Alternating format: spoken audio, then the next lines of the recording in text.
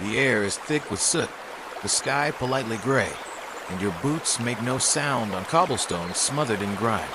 Welcome to Victorian London, where the filth is deep, the morals deeper, and the job of a street cleaner is, let's call it, invisible civic heroism.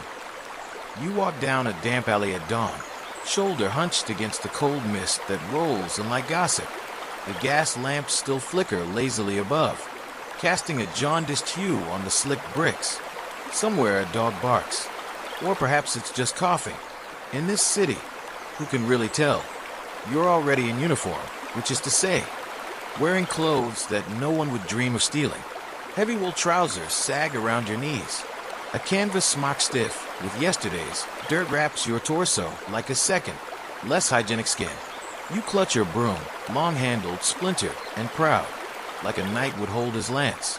If that knight also picked up horse dung for a living.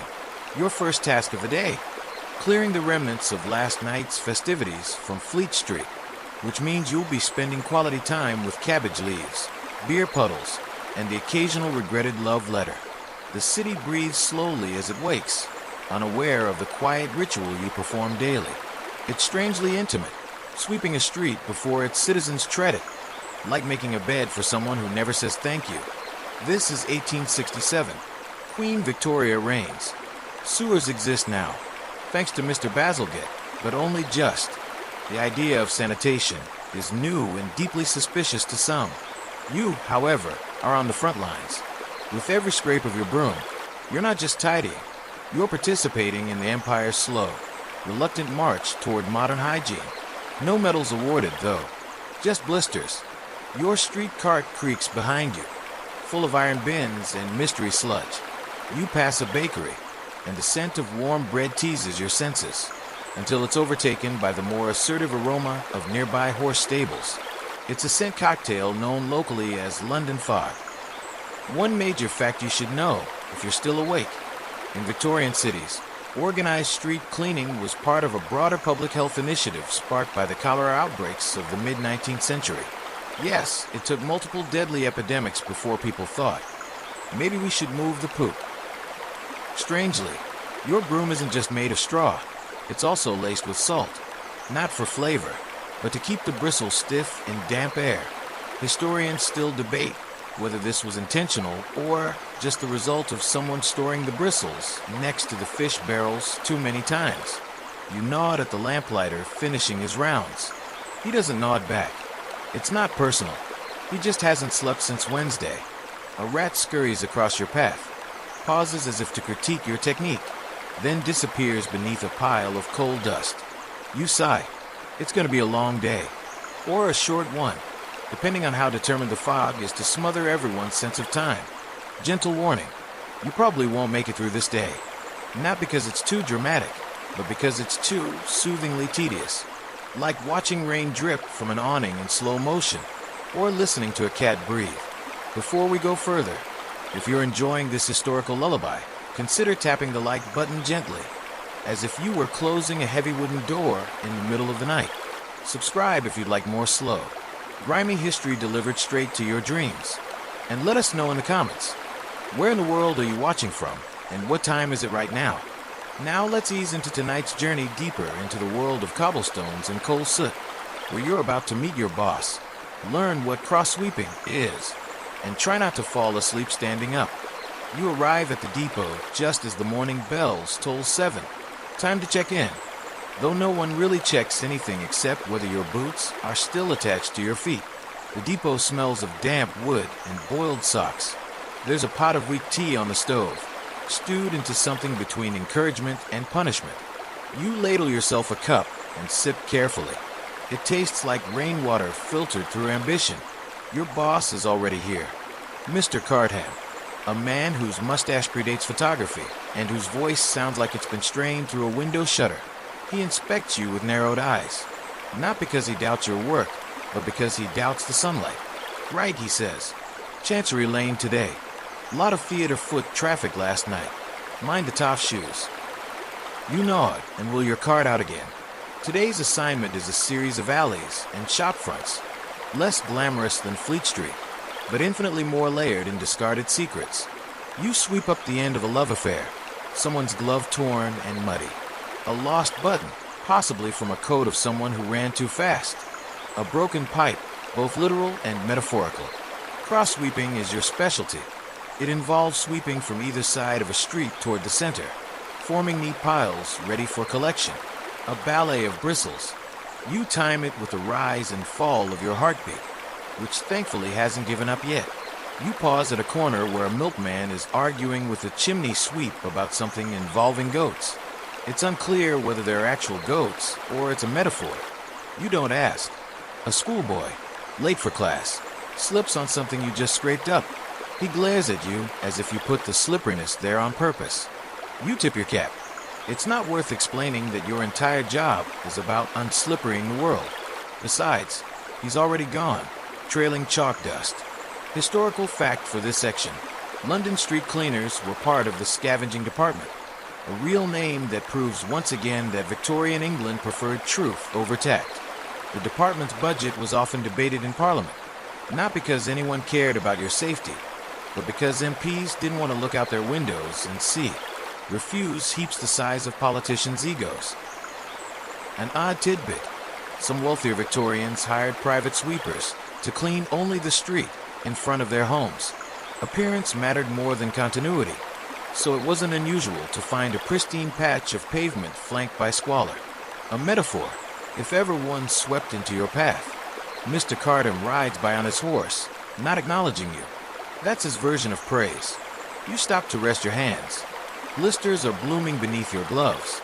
You stare down the street and watch a man in a bowler hat accidentally step into a puddle that is more philosophy than water. He looks down, sighs, keeps walking. You feel seen. You tip out your bin behind a shop, and the cat eyes you from a windowsill. You nod at her. She blinks slowly. You are, in this moment, colleagues. Historians still debate whether the average street cleaner worked strictly by district or floated between zones based on workload. Records are vague, and honestly, it's hard to get precise data when the clerks who kept it also moonlighted as playwrights. Lunch comes early, a half loaf of bread and an onion. You sit on the edge of your cart and watch the fog roll back in, unsure whether it ever truly left. A boy runs past with a kite made of rags, and for a moment, you remember something lighter than this job, then forget it again. Back to the broom. The dust doesn't clear itself. Not yet, anyway. The fog thickens as midday arrives. Not brighter, not warmer, just later. It settles over the city like a wool blanket that nobody asked for, and yet somehow everyone accepts. Welcome back to your humble shift, where the broom is steady, the muck is eternal, and the silence is frequently interrupted by the shrill voice of someone blaming you for the mess you didn't make. You trudge toward Chancery Lane, that crooked corridor of legal chambers and coffee houses, each exhaling its own kind of smoke.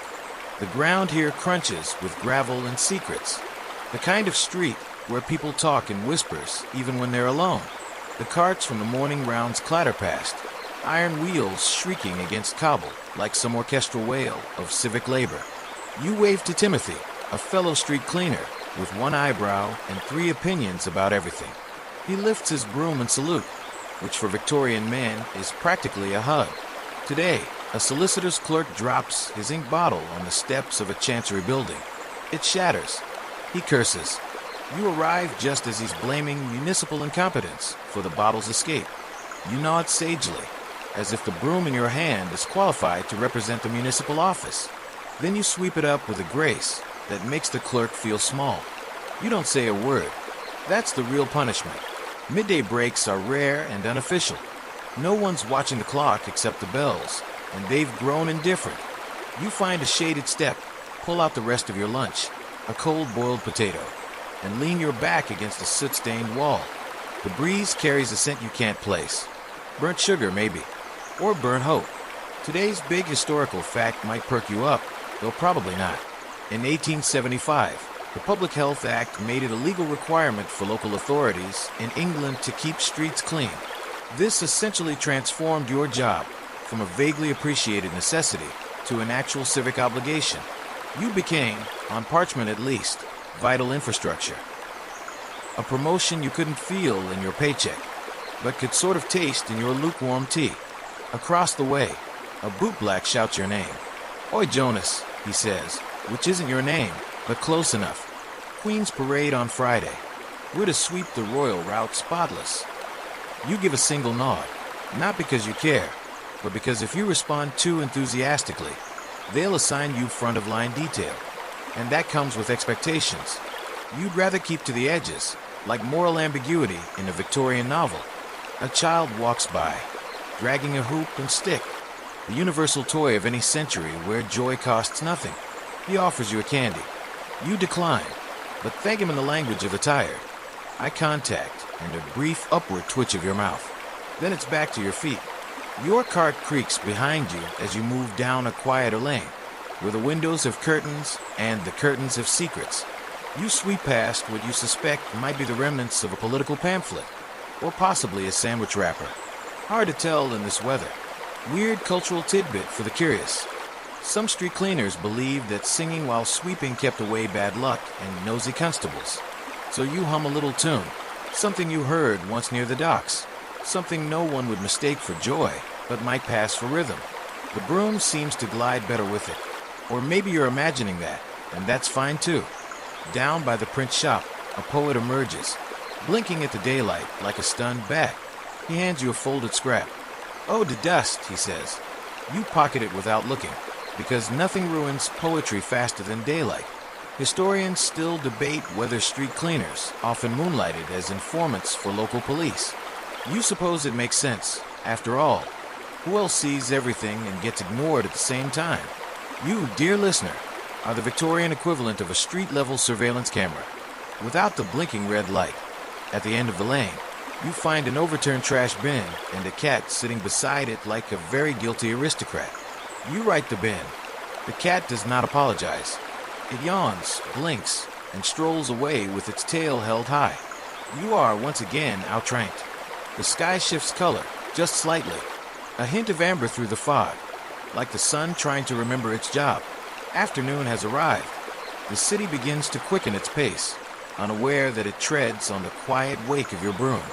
You lean on your cart, stretch your back, and for a moment, it feels like you're holding up the entire street. And maybe, in your own way, you are. Afternoon drapes itself lazily over London, like a coat hung on the back of a tired chair. The gas lamps blink in confusion, on, off, unsure. Meanwhile, you keep sweeping, one stroke at a time, like you're brushing time itself down the drain. By now, your muscles have settled into a quiet rhythm. The broom, once a stubborn piece of wood, is now an extension of your arm, your old, slightly resentful arm. The work is hypnotic. Forward, sweep. Lift, scrape. Step, repeat. A kind of grimy ballet for one, performed on the stage of the street. Your audience a mix of indifferent pigeons and half-interested grocers. You're approaching a busier part of the city now, Cheapside. Don't let the name fool you. It's not especially cheap, nor particularly sidish, but it is bustling. Horse-drawn carriages clatter by in rude bursts, wheels spitting mud like they're in some secret competition. Women with parasols chatter under wide-brimmed hats. Men puff cigars as if their opinions depended on it. And there you are, broom in hand, your hat damp and lopsided, standing like punctuation at the end of someone else's sentence. You sweep around a vegetable stall, dodging a flying cabbage leaf and a particularly vengeful tomato. The seller barely notices you, until you sweep up the shattered crate he's too busy to fix. "Cheers," he mutters, as if complimenting the weather. It's the highest praise you'll get all week. And here comes one of your favorites, the crossing sweeper's nemesis, carriage droppings. Fresh, steamy, strategically placed right in front of a haberdasher's door. You get to work, using the flat edge of your shovel with the elegance of someone who's done this more times than they've said their own name. Here's your historical fact for the hour. The average horse in London during the late 19th century produced 15 to 35 pounds of manure per day. Multiply that by tens of thousands of horses, and suddenly your job becomes less a matter of cleanliness and more a daily race against equine entropy.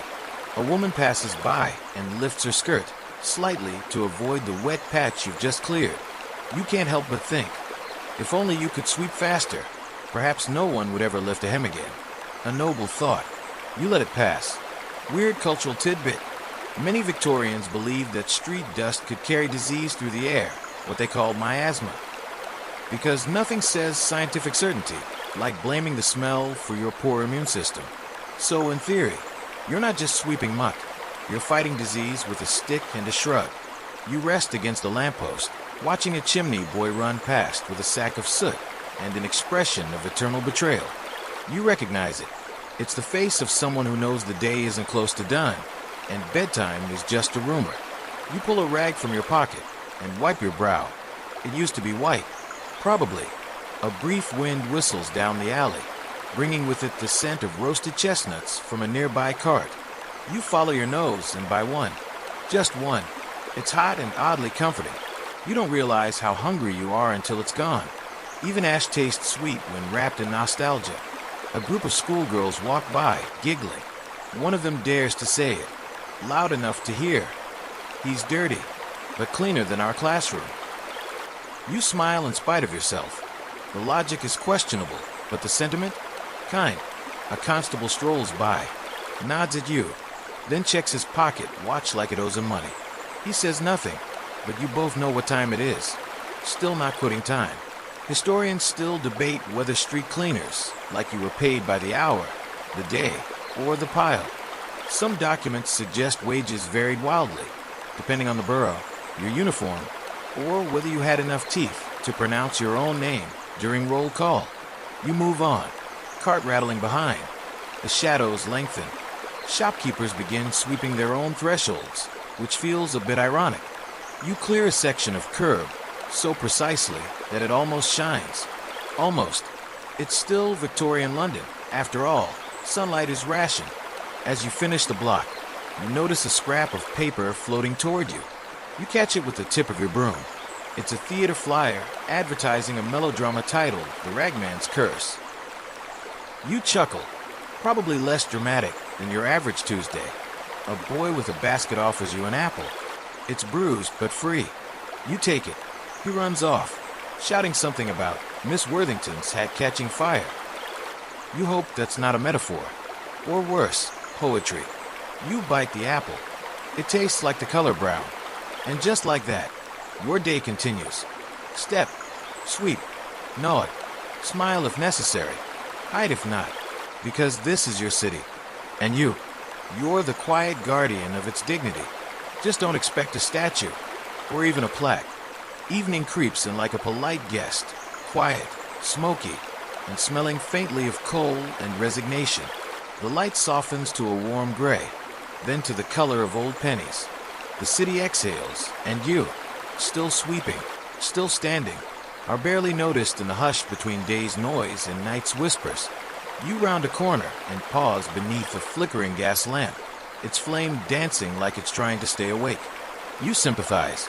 Your broom drags behind you with a small scrape. It's been scraping for hours.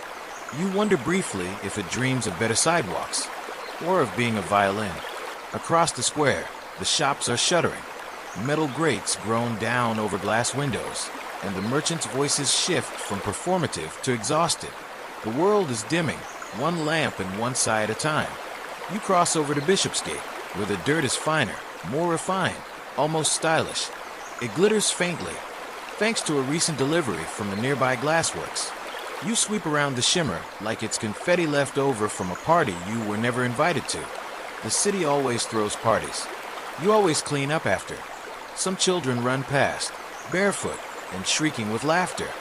You envy them for exactly half a second before realizing that one of them just threw a handful of soot at his friend.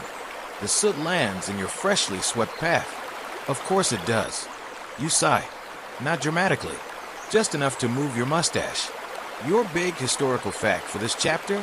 Well, in 1858, less than a decade before your current sweep, London experienced the Great Stink. Yes, that was the actual name. The smell of untreated human waste in the Thames became so unbearable during a summer heat wave that Parliament briefly considered relocating. They solved it by soaking curtains in lime water, which worked about as well as spraying perfume on a barn fire. You think of that as you pass a puddle that's steaming in a way no liquid should. You step around it. Some mysteries don't need solving after 5 p.m. Further down the road, you greet old Mrs. Dalloway, who sits on her doorstep as always, wrapped in a shawl and suspicion. She never acknowledges you, but you keep sweeping her bit of pavement anyway. You're not in it for the applause. You reach into your cart for a clean rag, relatively speaking, and wipe the brass edge of a drain cover until it shines dully in the dusk. It's one of the few moments in your day when you can see your own reflection, even if it's warped and filtered through the grime of 5 boroughs. Here comes the cultural tidbit. Victorian Londoners believed that if a chimney sweep or a street cleaner touched your shoulder on your wedding day, it would bring good luck. You, however, are single, slightly damp, and mostly ignored. So, statistically, you must be some kind of secret talisman, just underpaid. A man in a bowler hat steps out of a pub, looks at you, then casually drops his pipe ash in your path. You lock eyes. He looks away first. It's a small victory, but it keeps your posture straighter for 5 whole minutes. You take a moment to sit on the low stone edge of a statue, some forgotten military figure mid-glory, arm raised in eternal misunderstanding. You rest your broom across your knees like a scepter. The city slows around you. Horses clop softer. Voices grow hushed.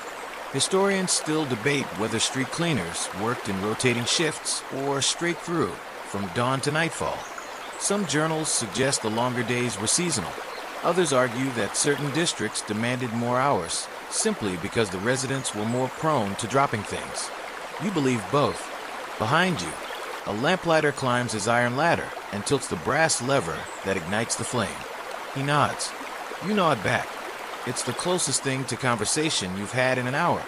You stretch your back, which responds with a sound not unlike a cupboard opening. Then you rise. The broom is heavier now, or maybe the air is. Either way, you keep moving.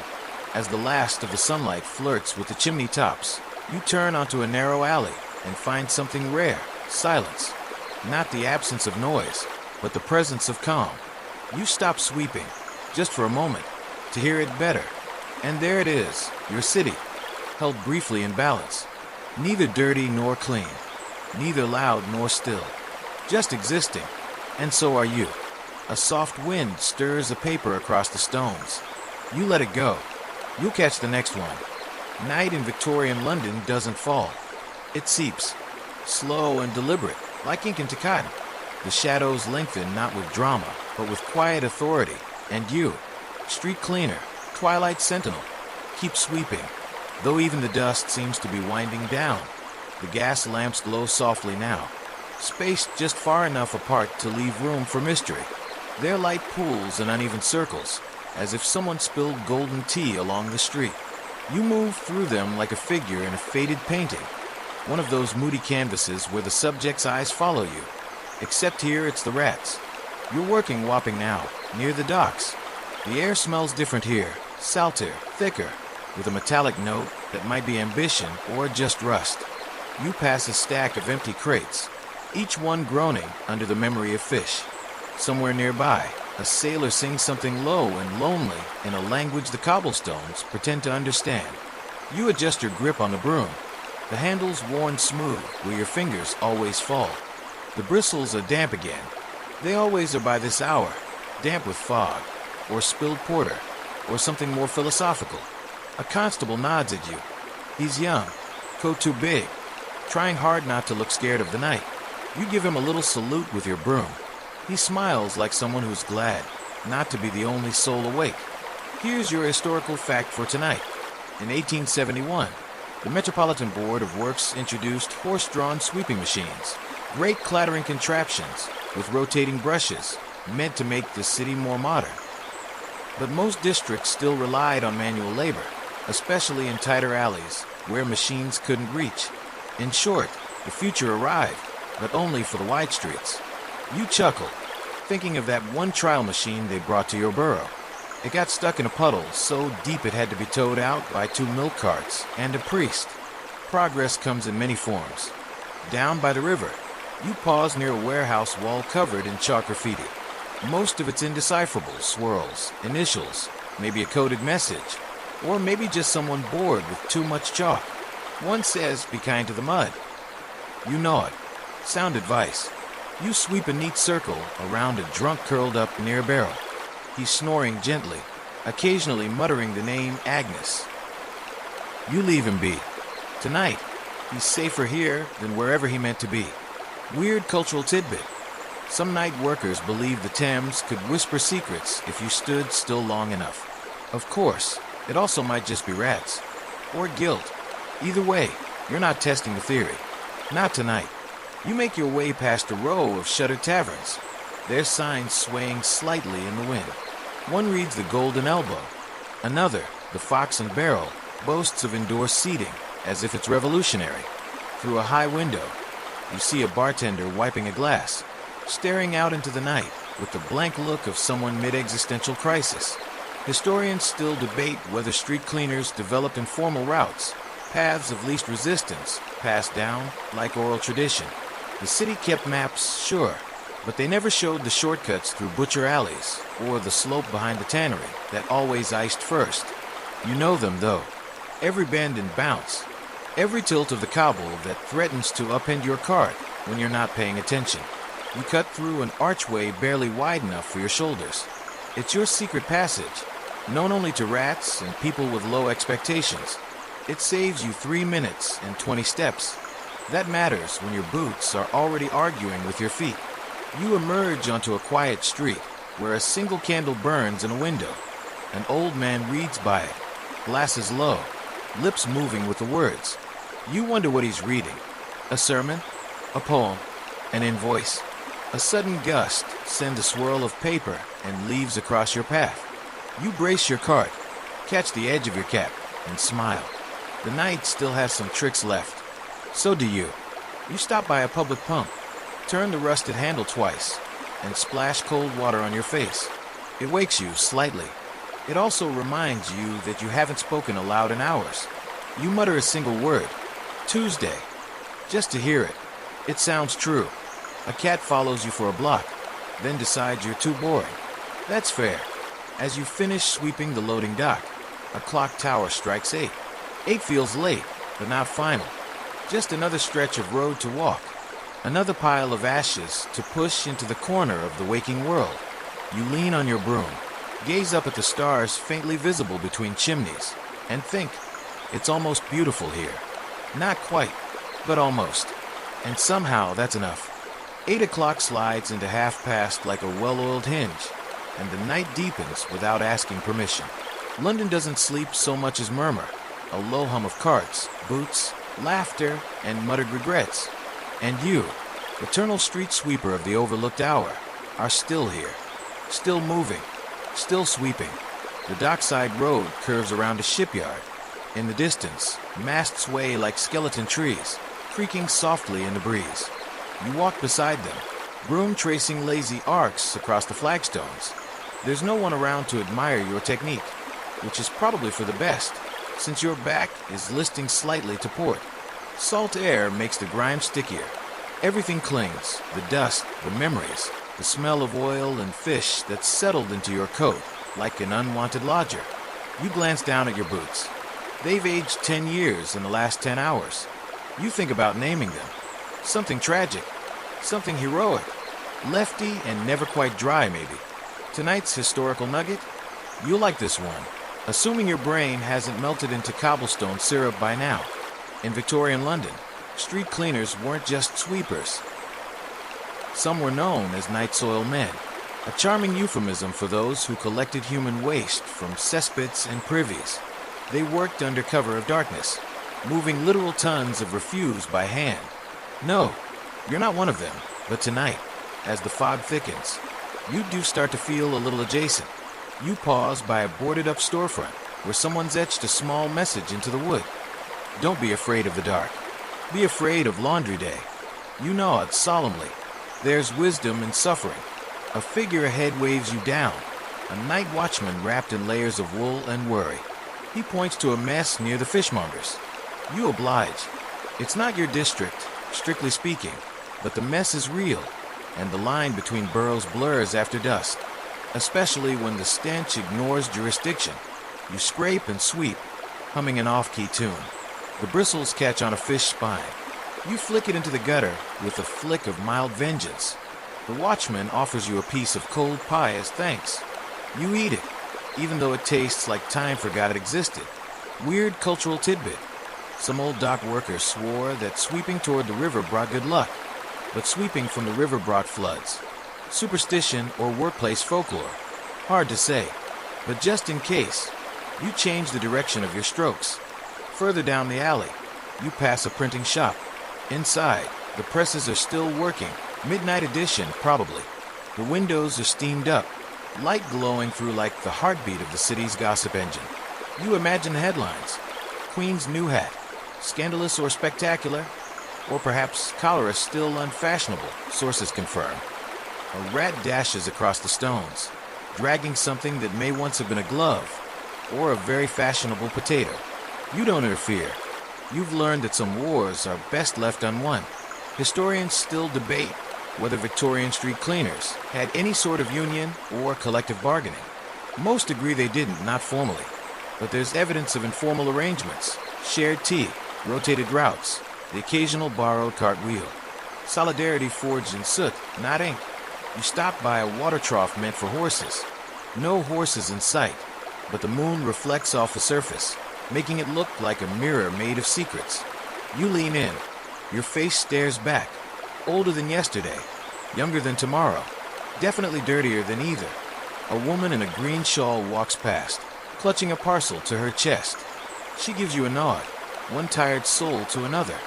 You return it. No words needed. The night belongs to people like you, quiet custodians of everything left behind. You find a bench, just wide enough for your frame, and just crooked enough to make your spine reconsider its contract. You sit, not for long, but long enough for your joints to whisper, "Thank you." The moon climbs higher. Somewhere bells ring, not the grand ones of Westminster, but the small, honest bells of a bakery ending its final shift. You think of bread. You smell nothing. Your nose gave up hours ago. The broom leans against your shoulder. The bristles splay like a tired hand. You rest a moment longer, then rise with a sound only you and the bench understand. There's still work to be done, but not all at once. Not tonight. You make your way back to the last lane on your list. It's narrow, silent, and soft underfoot. Almost clean already. A small gift. You sweep it anyway, because that's what you do. The lane is narrow and sloped, lined with soot-streaked bricks and leaning doorways that seem too tired to stand upright. It's the kind of street you wouldn't notice in daylight, but at night, it opens like a sigh. A forgotten corner of London, and now it's yours. Your boots tread softly, your cart a little lighter than before, though it still complains with every wheel turn. You sweep in long, slow strokes, savoring the quiet. This street doesn't fight you. No fresh mess, no boot prints, just a few stray scraps that drift like dry leaves across flagstone. You pause by a broken lamppost, the gaslight long out, the metal base rusted through. It's more sculpture now than utility, a relic. You wonder how many sweepers have passed this same spot and thought the same thing. Probably none, or all of them. Sometimes the quietest places echo the loudest thoughts. A dog barks 3 streets away, then silence returns, wrapping around you like a wool blanket, scratchy but warm. You shift your broom to your other hand. The callus on your palm has begun to blister again. You can feel it, soft and sore under the layers of skin that no longer feel particularly yours. Tonight's historical fact drifts in with the fog. In the 1880s, London saw the rise of the public cleansing department. Before that, the job of keeping the city clean was contracted to private individuals, men who bid for the right to collect waste and who, unsurprisingly, cut corners wherever they could. You can almost hear the whispers of those contracts in this alley. The corners that didn't get swept, the bins that sat too long, the water that ran black for days. You wonder if the man who swept this lane a decade ago stopped at this same doorstep, where the stone is chipped and worn from centuries of indifference. You sweep across it slowly, like tracing the contours of a stranger's face. Weird cultural tidbit. Some believed that sweeping after sunset was bad luck, unless you whispered a blessing with each stroke. You test it. May your boots be dry. Sweep. May your soup be warm. Sweep. May your bed remember your name. Sweep. The ritual feels ridiculous and also strangely comforting. A curtain twitches in a nearby window. You catch a flash of candlelight, then darkness. Someone saw you, or dreamed you. Either way, not in case they're still watching. You hear the Thames in the distance now, muffled and constant. A low, wet breathing at the edge of the world. It's always there, even when you forget to listen. You think of the barges, the lanterns swinging from ropes, the men calling through the fog. The river never sleeps, but it does dream. Historians still debate whether night sweepers like you kept journals, logs of routes and oddities. A few have surfaced fragments, really. Lists of items found, a wedding ring, a false tooth, a half-written love letter. You think about starting one, but then again, every sweep of your broom feels like a sentence already written. You pass a fallen advertisement board. You lift it carefully. Someone paid to have it made, after all, and lean it against the wall. It reads, Dr. Fensley's tonic, for bones, bravery, and backache. You could use a gallon, maybe two. The fog thickens again, curling around your ankles. It makes the street feel smaller. The night feels longer. You press on. You reach the end of the lane and stop under a crooked gas lamp that flickers twice, then steadies, as if deciding to remain brave just a bit longer. The cart squeaks. The broom droops. You roll your shoulder and listen to the click of your joints. There's nothing left to sweep here. The lane is clean. Or, more accurately, it's clean enough. In Victorian London, that's practically a miracle. You stand still for a moment, just breathing. Not deeply. There's still smoke in the air, but enough to feel the cold press against your ribs and know you're still here. Still part of the rhythm of this sprawling, coughing, glorious machine called a city. A bell rings softly in the distance. 9 o'clock, or perhaps 10. Time dissolves in fog. You turn the cart slowly, wheels catching on the stones. You make your way back the way you came, leaving no footprints. Just silence, just clean stone, and somewhere behind you, the night swallows your work without thanks, as it always does. The return journey is quieter, not because the city has stopped moving, but because it has shifted into another version of itself, one that breathes slower, speaks softer, and walks more carefully on its own streets. You, meanwhile, are headed back to the depot with a cart full of things no one wants to remember. Your boots scuff along the edge of the alley you just swept, careful not to undo your own handiwork. There's something satisfying about retracing your steps when you've made a difference, even if the difference is just a street that no longer crunches when walked on. The fog now settles thicker, swirling around your legs like an over-friendly ghost. You can't see far ahead, but you know every dip and rise of the road. Each lamppost feels like a familiar old friend who's very bad at returning your letters. As you walk, the weight of the broom shifts in your hand, and you wonder, idly lazily, how many miles you've pushed this thing. You once joked with another sweeper that if brooms collected steps like shoes did, yours would have circled the globe twice and still be sweeping its way through Stepney. You turn onto a wider street, where the fog lifts a little, and light spills out from the open door of a late-night pie shop. The scent stops you. Beef, onion, hints of burnt crust. You stare at the steam curling through the doorway like it's performing just for you. The woman behind the counter sees you. She doesn't smile, just nods once, then holds up a paper-wrapped bundle. You don't ask questions. You reach into your coat for a coin, a dull, bent one you've had too long. She takes it without looking. You walk off with the warm bundle tucked into your coat, like a secret. Historical fact of the hour? In 1894, a report calculated that London's horses, around 50,000 of them at the time, left behind over 1,000 tons of manure a day. That's a small mountain of waste, created daily, which you and your colleagues had the honor of managing. You're not cleaning up messes. You're preventing geological phenomena. You find a low stone wall and sit for a moment, unwrapping your prize. The pie is heavy in your hands, and it's probably older than advertised, but it's warm, and that counts for more than flavor. You eat slowly, watching the fog roll like waves across the cobbled street. A man stumbles past. humming a song that never quite resolves. He doesn't see you. You don't stop him. The city is full of passengers traveling through their own stories. Cultural tidbit. Some Victorian street cleaners believed that throwing away the last bite of your meal was good luck, that it fed the road. You chew thoughtfully, then toss the final corner of crust into the gutter. A dog appears from nowhere, snaps it up, then vanishes again. The ritual is complete. You rise, stretch, and groan like a chair leg. The cart creaks in sympathy. As you pass under another flickering lamp, you spot something shiny near a drain. You stoop and pick it up, a brass button, finely engraved. Not the usual sort. Could be from a soldier's coat, or a theater costume, or maybe a diplomat who drank too much and made poor choices. You pocket it, mostly out of habit. Historians still debate whether street cleaners had any say in what to keep and what to discard. Officially, everything went into the cart. Unofficially, there's evidence that some sweepers quietly rescued oddities. A locket here, a coin there, a letter never sent. You wonder what kind of museum those pieces would make. The Museum of Forgotten Things. Entry by broom only. You take a shortcut behind an apothecary, where the ground slopes slightly and smells of mint and regret.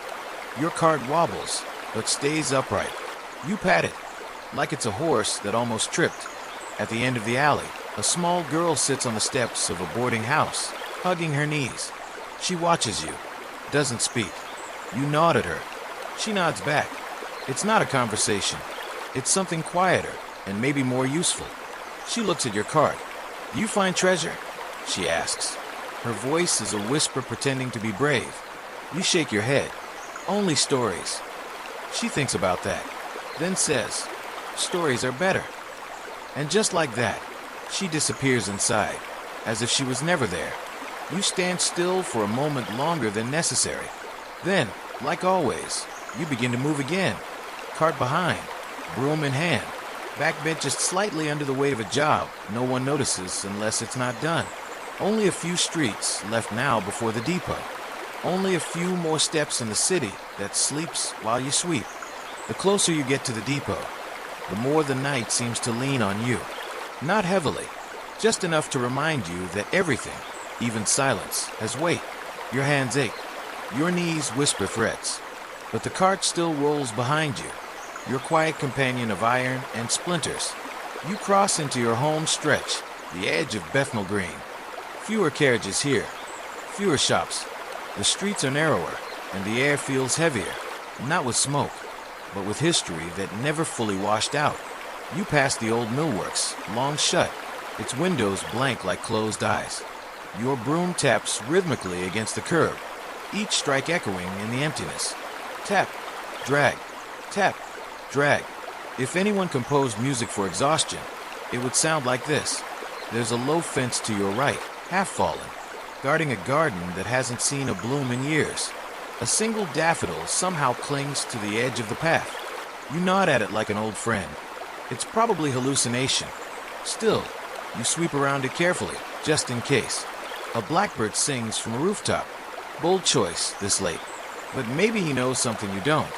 Or maybe he's just showing off. Tonight's major historical fact is a grim one, but fitting. In the late 1800s, some London boroughs began measuring the success of their street cleaning departments by weight. How many tons of refuse were collected per week?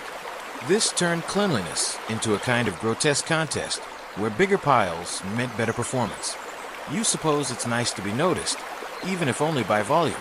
Up ahead, a pair of boots rest against a lamppost, crossed at the ankles. Their owner, a man in a thick overcoat and thinning patience, puffs a pipe and nods your way. One of the other sweepers. Gregory, you think.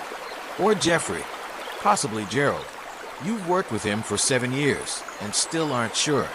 You're late, he says, like it's a game you play. No rush, you reply, gesturing to the half-full cart. Filth's not going anywhere. He snorts, which is as close to laughter as street cleaners get on a weekday. You both stand there a moment, side by side, like statues carved from soot. You don't speak again. You don't need to. Weird cultural tidbit. It was once considered bad luck to shake a street cleaner's hand before dawn. Something about transferring the previous day's sins. Instead, they touch elbows, or not at all. You've never tested this theory, but you've noticed most people keep their distance, day or night. Gregory Jeffrey. Gerald pushes off a lamppost and shuffles down a side lane. You watch him go. He walks like a man who's memorized the cobblestones. You respect that. Historians still debate how street cleaners were assigned their routes, whether by seniority, habit, or simply who showed up on time. Some say routes were passed down, like family heirlooms. Others argue they were changed weekly to prevent complacency. You're not sure. You've had the same 4 blocks for 9 years. Maybe that is tradition. You roll past the churchyard. The gates are closed, but the iron bars are thin, and you glimpse the gravestones leaning toward each other like old men sharing gossip. You wonder vaguely who sweeps the dead streets. Probably someone quieter than you. Your cart bumps over a loose cobble. One of the bins clatters. You check it out of habit, tightening the rope, patting the metal like an apology. It's odd how easily you treat your tools, with more care than most people treat each other. The depot is only 2 blocks away now. You can smell it. Coal smoke, hot tea, old leather. You feel a faint tug of relief. Not joy, but a soft exhale of anticipation. You pass one last alley. A cat darts out, brushing your ankle before disappearing into the fog. No hello, no goodbye. Just a moment shared. You sweep a final patch of loose ash from a pub doorstep. Inside, someone's still playing a fiddle, too slow for dancing, too fast for sleep. It bleeds through the walls and into the night. You let the music walk beside you the rest of the way. At the edge of the depot yard, you pause. 1 breath. 2. The iron gate creaks open, and the sound is familiar enough to feel like a greeting. You're home. Sort of. The depot doesn't welcome you like a home would. It doesn't greet you with warmth or comfort, or even a dry bench. But it does let you in, without question or fuss. And in a city like London, that's enough. You roll your cart into the yard. The wheels crackle on the gravel like tired applause. Lanterns swing overhead, their light soft and yellow, catching in the mist like dreams trying to find a place to rest. A few other sweepers are already here, some leaning against a brick wall, some slumped on barrels, some just sitting on the ground, heads tilted back like gargoyles. No one speaks. You nod at them. They nod back barely. You're all too tired to bother with words that don't carry weight. You pull your cart into its designated bay, marked by a scratched 14 on a crooked board. The bin sloshes as you stop, the day's collected muck swaying like it wants one last dance. You unhook the strap, lift the bin lid, and sigh. You'll tip it out later, or tomorrow, or in another lifetime. A boiler inside the depot rumbles faintly, and the smell of weak tea drifts through the open doorway. You follow it in. The interior is a patchwork of benches, hooks, and forgotten gloves. You hang your coat near the stove, where it won't dry.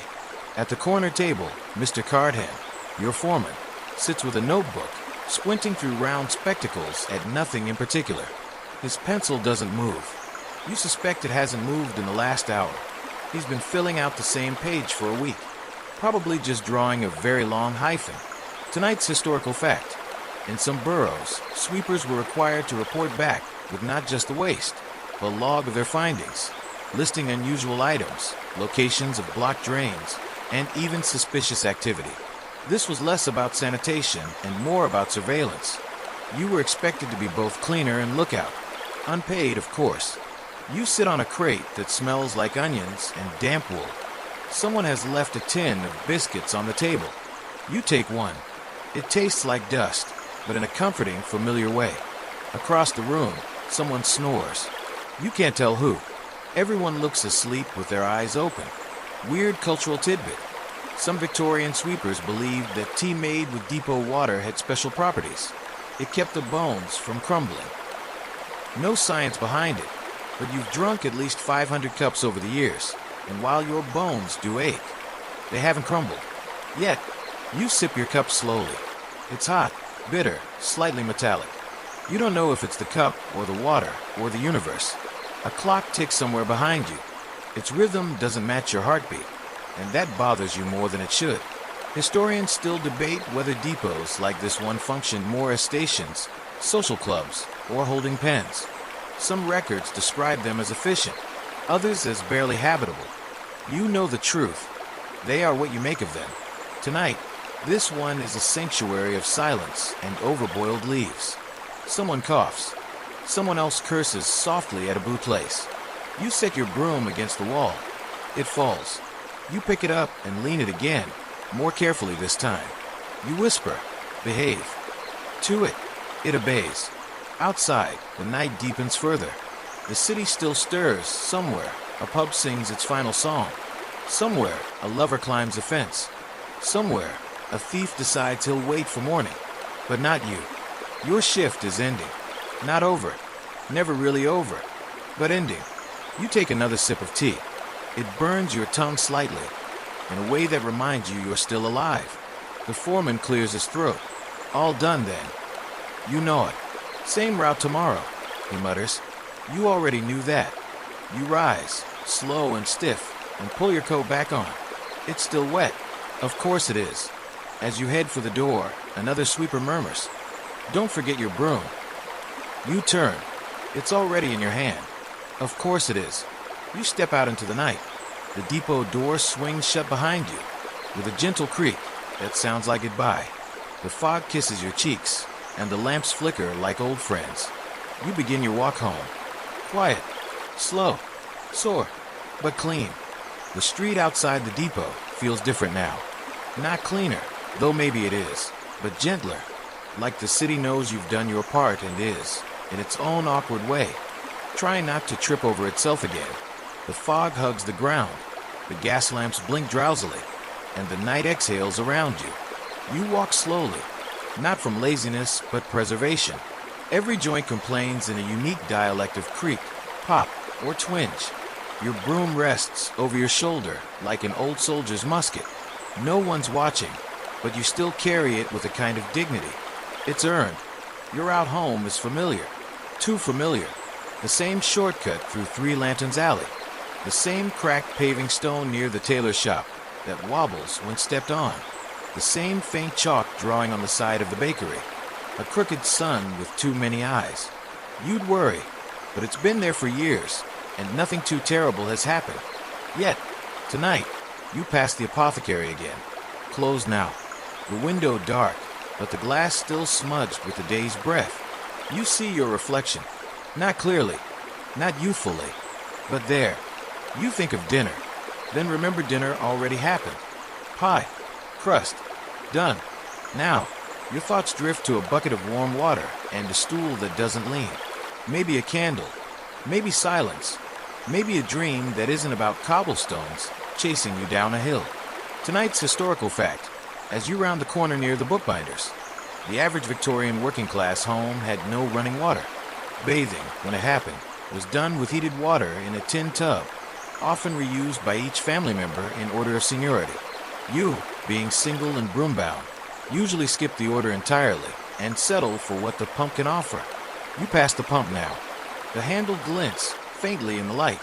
It hasn't rusted yet, but it will. Everything does. Weird cultural tidbit. In some neighborhoods, people believed that throwing lavender into the street before bed would ward off rats and unmarried spirits.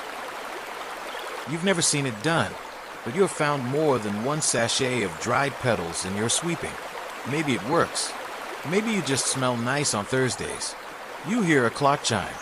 11. Or maybe it's just your knees clicking again. Either way, the night is old now.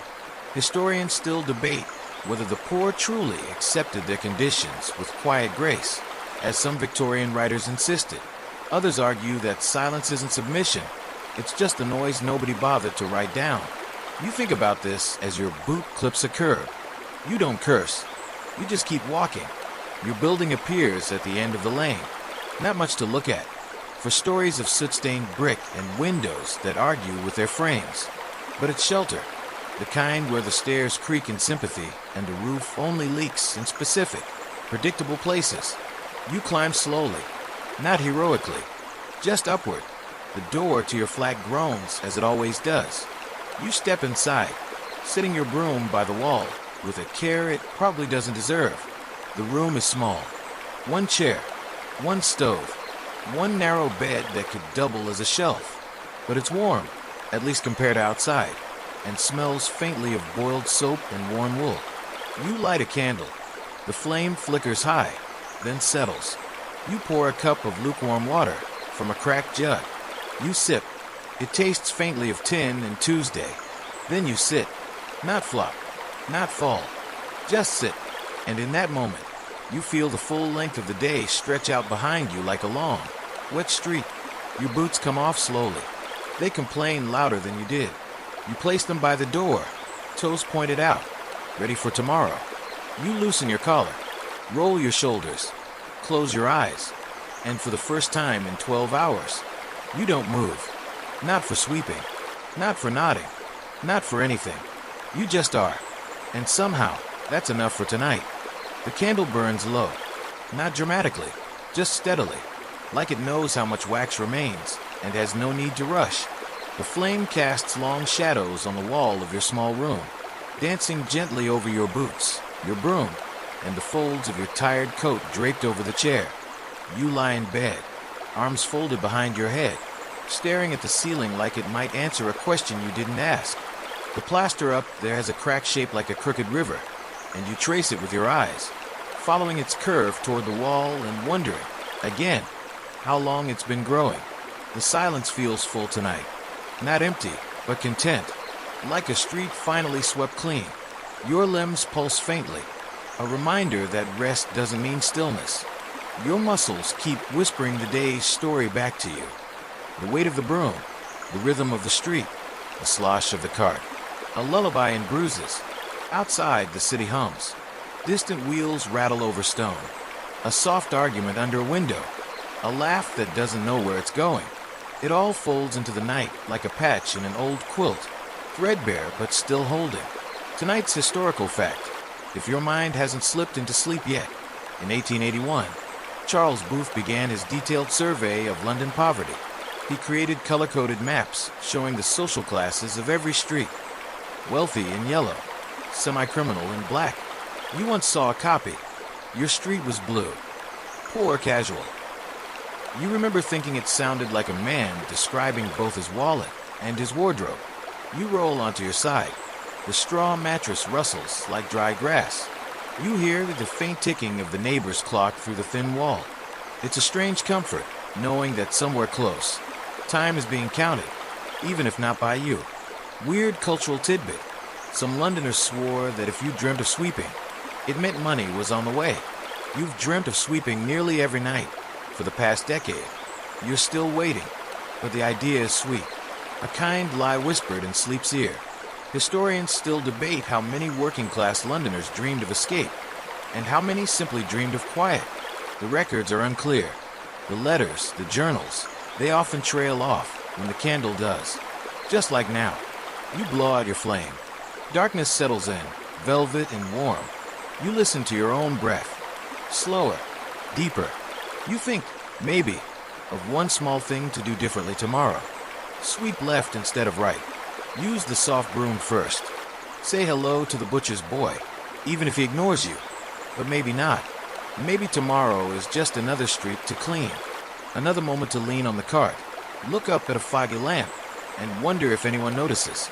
And maybe that's fine, because this life, quiet, heavy, unnoticed, is still yours. And sometimes, it is beautiful in ways that louder lives will never understand. Sleep pulls gently at your eyes now. The city fades behind your lashes. The broom leans still by the wall. And tomorrow, you'll rise, you'll sweep, and the world will begin again. Morning doesn't arrive with drama. It tiptoes, slides in through the cracks. Not light, exactly. More like grayness that slowly realizes it has responsibilities. You feel it before you see it. The soft cold that settles over your blankets and makes you burrow deeper for 2 more minutes you won't get. Your eyes open without your permission. That's how it goes. No alarm clock, no rooster. Just a vague sense that if you don't move soon, your bones might forget how. The room is quiet. The city hasn't fully stirred yet, but it will. And when it does, it will need sweeping. You swing your legs over the side of the bed, wincing slightly as your heels touch the cold floor. Same wince as yesterday, same wince as tomorrow. Some things are comfortingly consistent. You dress with practiced slowness. Shirt, coat, boots, each piece stiff with routine and damp with memory. You stretch once, just once. More would be luxurious. You light the candle again, just to see your face in the shard of mirror nailed to the wall. It shows you what you already know. The lines, the stubble, the eyes that still haven't caught up with sleep. You nod at yourself, like a man acknowledging an old acquaintance he doesn't particularly like, but sees every day. Today's historical fact: by the 1890s, some of the more forward-thinking boroughs had introduced uniforms for their street cleaners.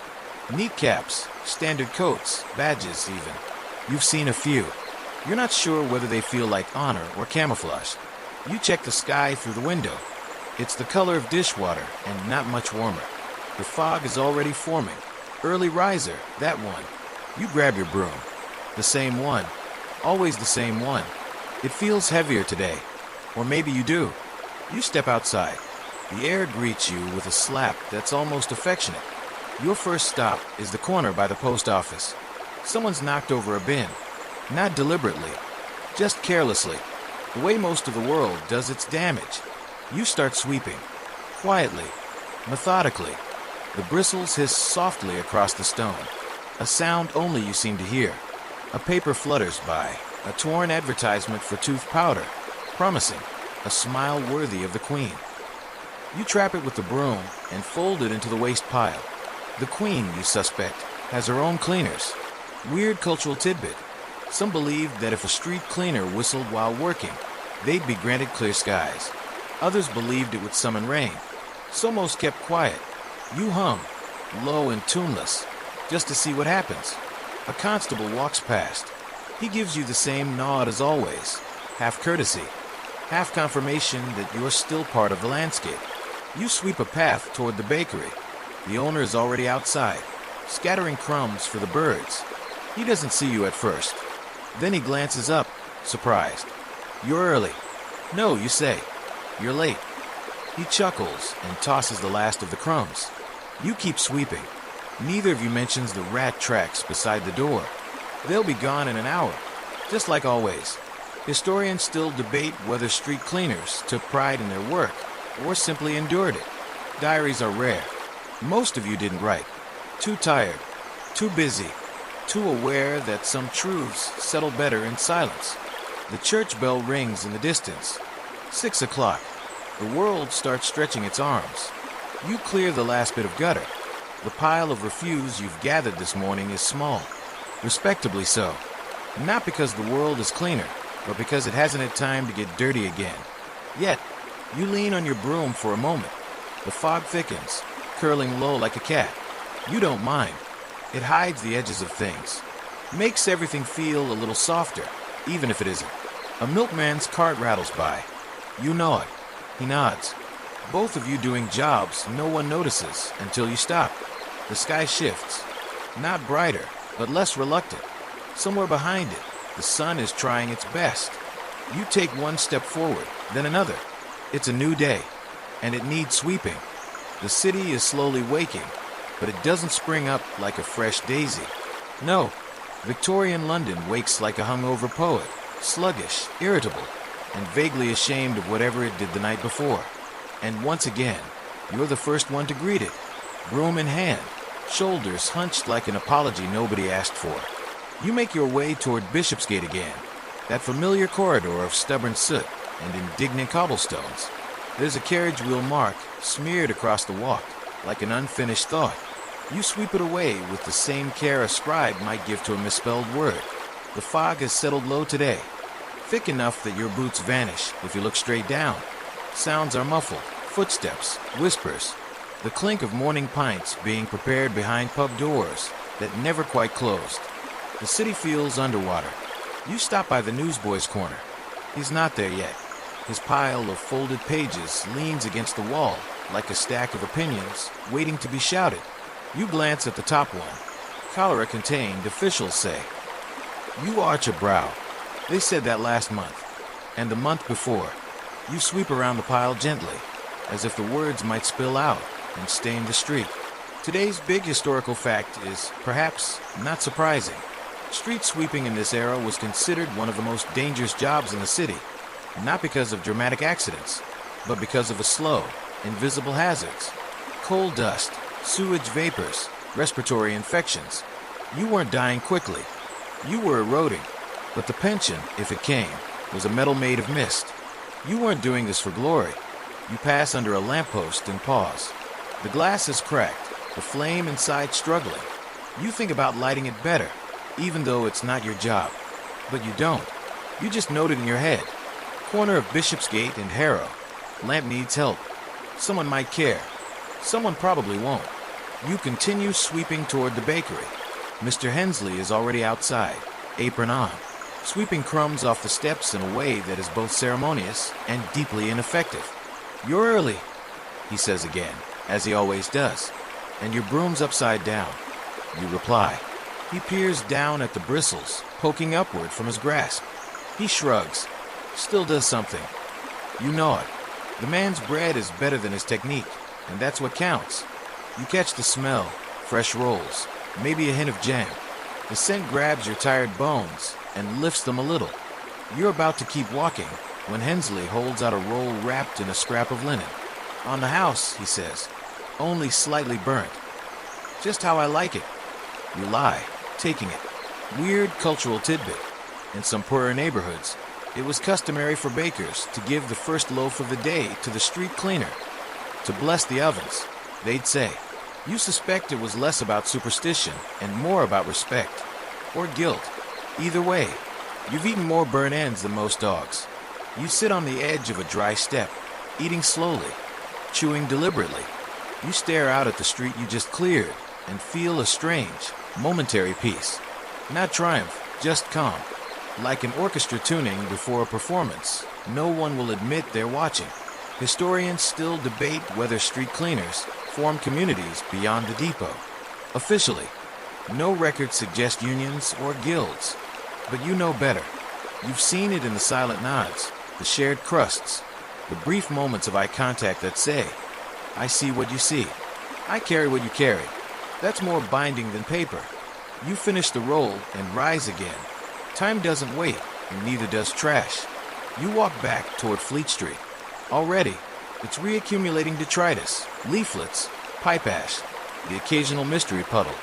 You begin again, not out of duty exactly, but out of habit strong enough to be called faith. Halfway down the block, a man stumbles out of a club. He's dressed too finely for this hour.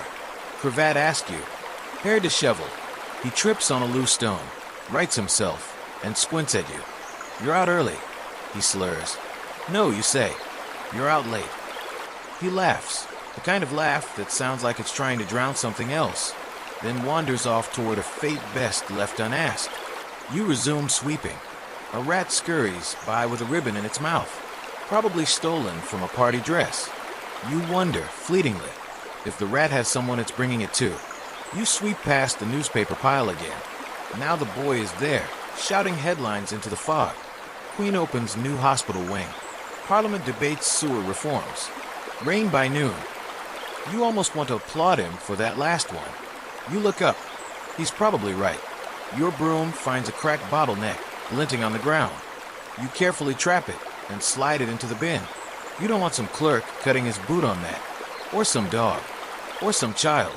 You sweep a little slower now, not because you're tired, but because the world feels a bit softer when you take your time. You notice more. The way the fog curls around an old iron fence. The way someone's chalk drawing has been turned into a smudge by a passing shoe. The day is here now. Fully. Loudly.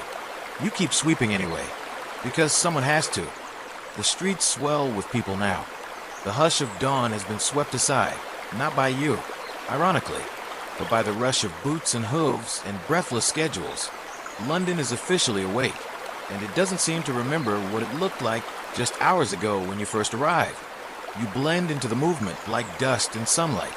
No one looks directly at you, but they move around you instinctively, parting in unconscious waves as your broom dances its slow rhythm along the gutter.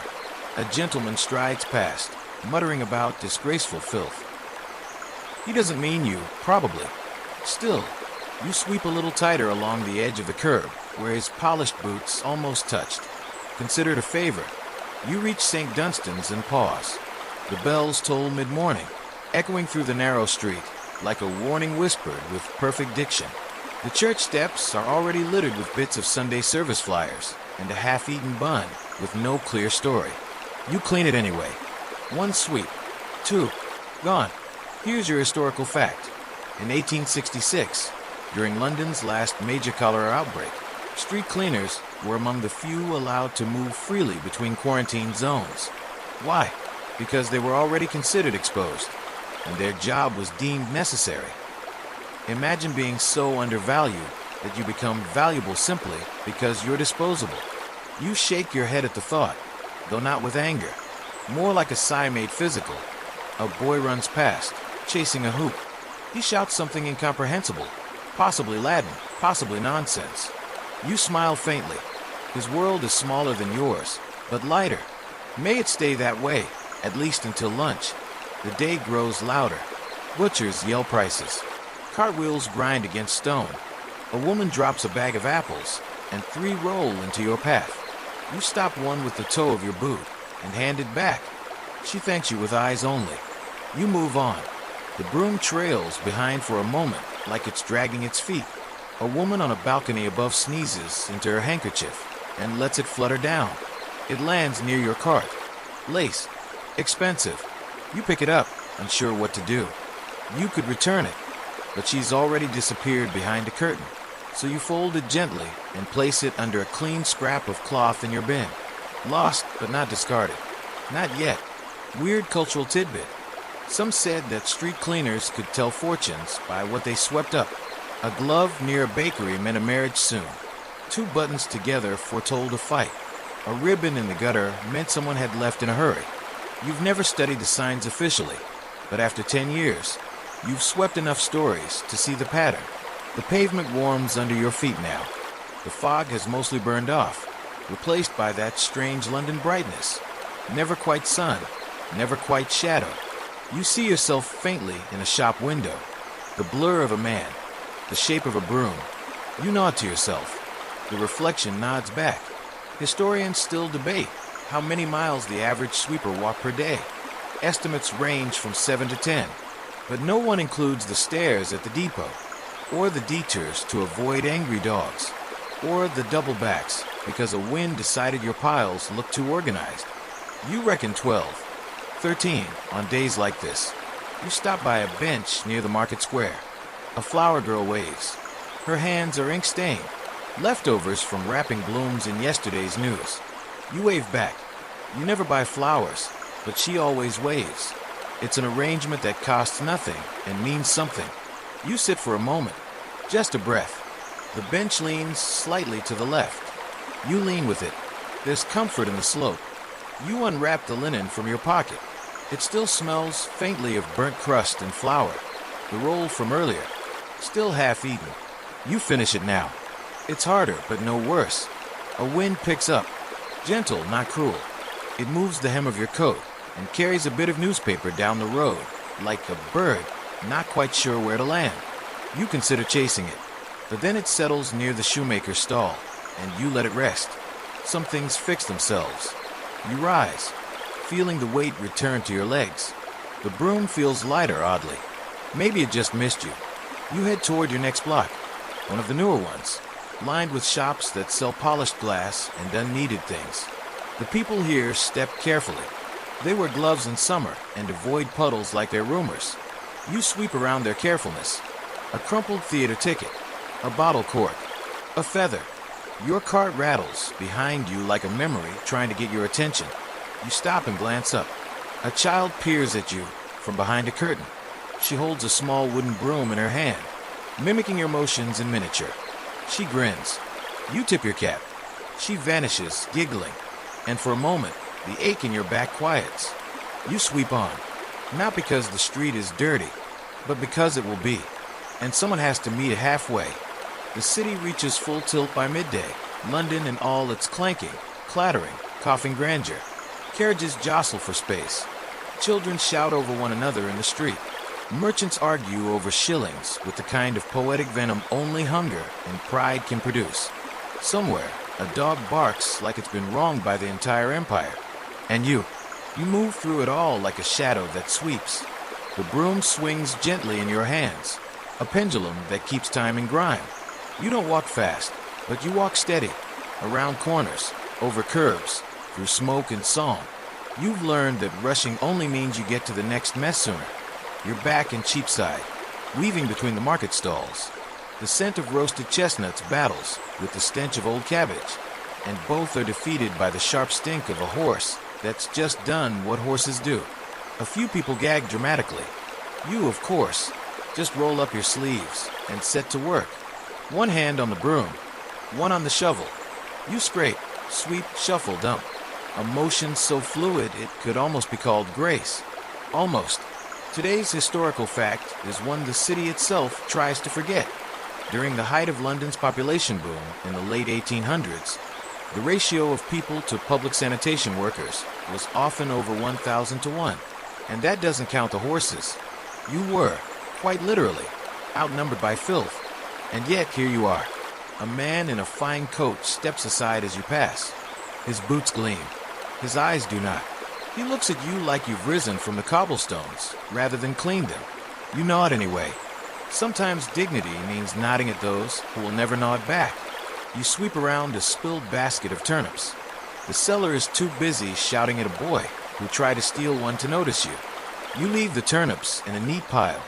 He'll find them when he's ready. A fruit cart tilts on uneven stone. You step in quickly, wedging a bit of wood under one wheel. The driver nods in thanks and tosses you a bruised pear. You catch it. It's warm from the sun, and probably a bit fermented. You take a bite anyway. Weird cultural tidbit. Some believe that eating fruit you didn't pay for brought bad luck, unless it was gifted by someone older. Then it was fine. Then it was fortune. The rules were flexible, like puddles. You pass a woman singing an old ballad outside a butcher's shop. Her voice is sharp and clear, slicing through the street noise. You pause for just a moment, letting the song settle in your chest like dust in a corner. You don't recognize the tune, or maybe you've just forgotten how to hear it properly. Historians still debate whether sweepers formed informal routes based on emotional landmarks. Places where the work was heavier, but the people kinder. Streets with fewer rats, or nicer ones. Corners where someone might share a biscuit or a story. There are no maps for this, only memory. And your memory is long. You sweep past the statue in the square. Some general from a war no one talks about. The pigeons remember him better than the people do. You shoo one half-heartedly. It glares at you. You move on. By now, your shirt clings to your back. The air is thicker than it was an hour ago. The sky has changed its mind again. Gray clouds pulling close like a curtain about to drop. You feel the first drop of rain before you see it. Just one. Then another. Then 5. Soon, it's properly raining. Not dramatic. Not gentle. Just a steady, businesslike drizzle. The kind of rain that's not there to clean, only to move things around. You pull your coat tighter. It helps, but not much. Your broom swipes slower now, weighted by moisture and resistance. But you keep going, because that's the work. Because the filth doesn't stop when it rains. You duck under an awning near a dress shop, just long enough to catch your breath, and wring out the cuff of your sleeve. The owner sees you and brings out a small cup of tea. No words. Just a cup. Warm, plain. Exactly what it needs to be. You nod in thanks. She nods back and disappears into fabric again. You stand there a minute, letting the rain wash the street while you wash the moment out of your mind. Then, when the cup is empty and your fingers remember how to move, you return to your path. You pass a boy selling matches. He offers you one. Only ha'penny, he says, though you both know you won't light it. Still, you give him the coin, and he grins like he just sold you fire itself. A puddle reflects your face as you sweep past. You see a man who looks like he's been here before, because he has. Every day, every year. You wonder briefly what you'll look like in 10 more. The broom doesn't answer, but it does keep moving. You finish the square. One final sweep, one final sigh. Then you head for the next street. It's longer, busier, already collecting today's version of yesterday's mess. You take a deep breath, and you step forward. Because this city, this impossible, ridiculous, beautiful city, still needs sweeping. The rain doesn't stop. It just shifts from a drizzle to a whisper. It clings to your coat in beads and to your eyelashes like tiny burdens. The city glistens now, not clean, but convincingly wet, as if it's trying to apologize for being filthy by showing off how good it looks under candlelight. You keep walking, past the iron fences that tremble in the wind, past cellar doors that creak on their hinges, past shops already boarding up their windows, even though it's barely past noon. London is nothing if not prematurely exhausted. Your broom is heavier now, not because the day has grown harder, but because the rain has turned every speck of dust into a paste that resists movement. It clings to the cobblestones like regret. You lean your weight into each stroke, your shoulders protesting with a familiar ache that doesn't bother introducing itself anymore. You've reached Whitechapel. It's louder here, not just in volume, but in feeling. The air is thick with tension, commerce, and the occasional whisper of something not quite said. You sweep past a gathering of women outside a laundry, faces taut, hands red from soap, laughter brittle but persistent. They eye you with the same weary amusement. They give everything that moves, without aim or coin. One tosses an apple core toward the gutter. It misses. You sweep it up anyway. Historical fact of the hour. In 1872, the British Parliament passed the Licensing Act, restricting pub hours and limiting street drinking. This did not result in cleaner streets. It merely meant more bottles were smashed in alleys instead of emptied in public. You know this because you sweep the alley glass. You pass a man playing a fiddle near a tavern door. The tune is something old, something Irish maybe, or Welsh, or just forgotten. It winds through the street like thread through a needle. You don't pause, but your pace slows, just enough to carry the sound with you down the road. A woman pushing a pram struggles over a loose stone. You bend without thinking, shift it slightly, and pack it in with your boot. She says nothing, just walks on, but her pace steadies. That's enough. Weird cultural tidbit. In some parts of the East End, it was considered unlucky to thank a sweeper aloud. You don't thank the wind that clears the air. They'd say, you're not sure if it's superstition or just an excuse. Either way, you've made peace with silence. A constable stops you near the market gate. His mustache is too proud for his boots, but he means well. Seen anything strange today? He asks. You look him over once. Define strange. He hesitates, then chuckles. Never mind. You know it. He walks on. You return to work. You reach the corner near the spice merchant's stall. The scent hits you like memory. Cloves, cinnamon, a trace of orange peel. It reminds you of something warm, something rare, something with a name you've forgotten. You sweep carefully here, not because it's special, but because it feels like it wants to be. A child skips by, holding a paper crown. It's soggy from rain, but still sparkling in her hands. She gives you a look as if to ask, "Do you want to play?" You give a half smile that says, "I already am." She nods solemnly, like royalty acknowledging a fellow ruler of invisible kingdoms. You walk on. Historians still debate how many hours a street cleaner worked. Some say 12. Some say until the broom broke or the legs gave out. There were no time cards. Only sunrise and grime. You pass a fire grate, steaming into the cold air. The warmth tempts you. You linger. You stretch your fingers toward it, just enough to remember what warmth feels like. Then you move on. The road narrows again near Petticoat Lane. Crowded stalls, shouts in 6 languages. A chicken somewhere out of context. A man sells buttons by the handful. Another sells knives dull enough to spread butter. A woman haggles over a scarf she doesn't need, but can't stop touching. You sweep between them all. You are invisible here, but also essential. A contradiction in boots. One man drops a box of nails. They scatter like teeth across the stones. He curses. You kneel silently and help gather them. He doesn't thank you. He just grunts and walks away. You pocket one of the bent nails. You don't know why. You just do. You find a stone step near the cooper's shop. You sit, briefly. A breath, not a rest. The broom rests against your knee, like a tired friend with no conversation left. The sky above is the color of old slate. Clouds stack like forgotten books. A storm might be coming, or maybe just more of the same. You finished the last of the roll from earlier. You're not hungry, but food is not always for hunger. A dog approaches, limping slightly, eyes cautious. You toss him the last crust. He eats it. You both nod, a silent agreement that the world is just manageable enough for now. You rise again, because the road ahead is still full. Of ash, of paper, of footprints, of stories. And someone must gather them before they disappear. And for today, that someone is still you. The afternoon settles in like a cat in your lap, reluctant at first, then all at once, heavy and warm. The rain has eased but left behind its scent.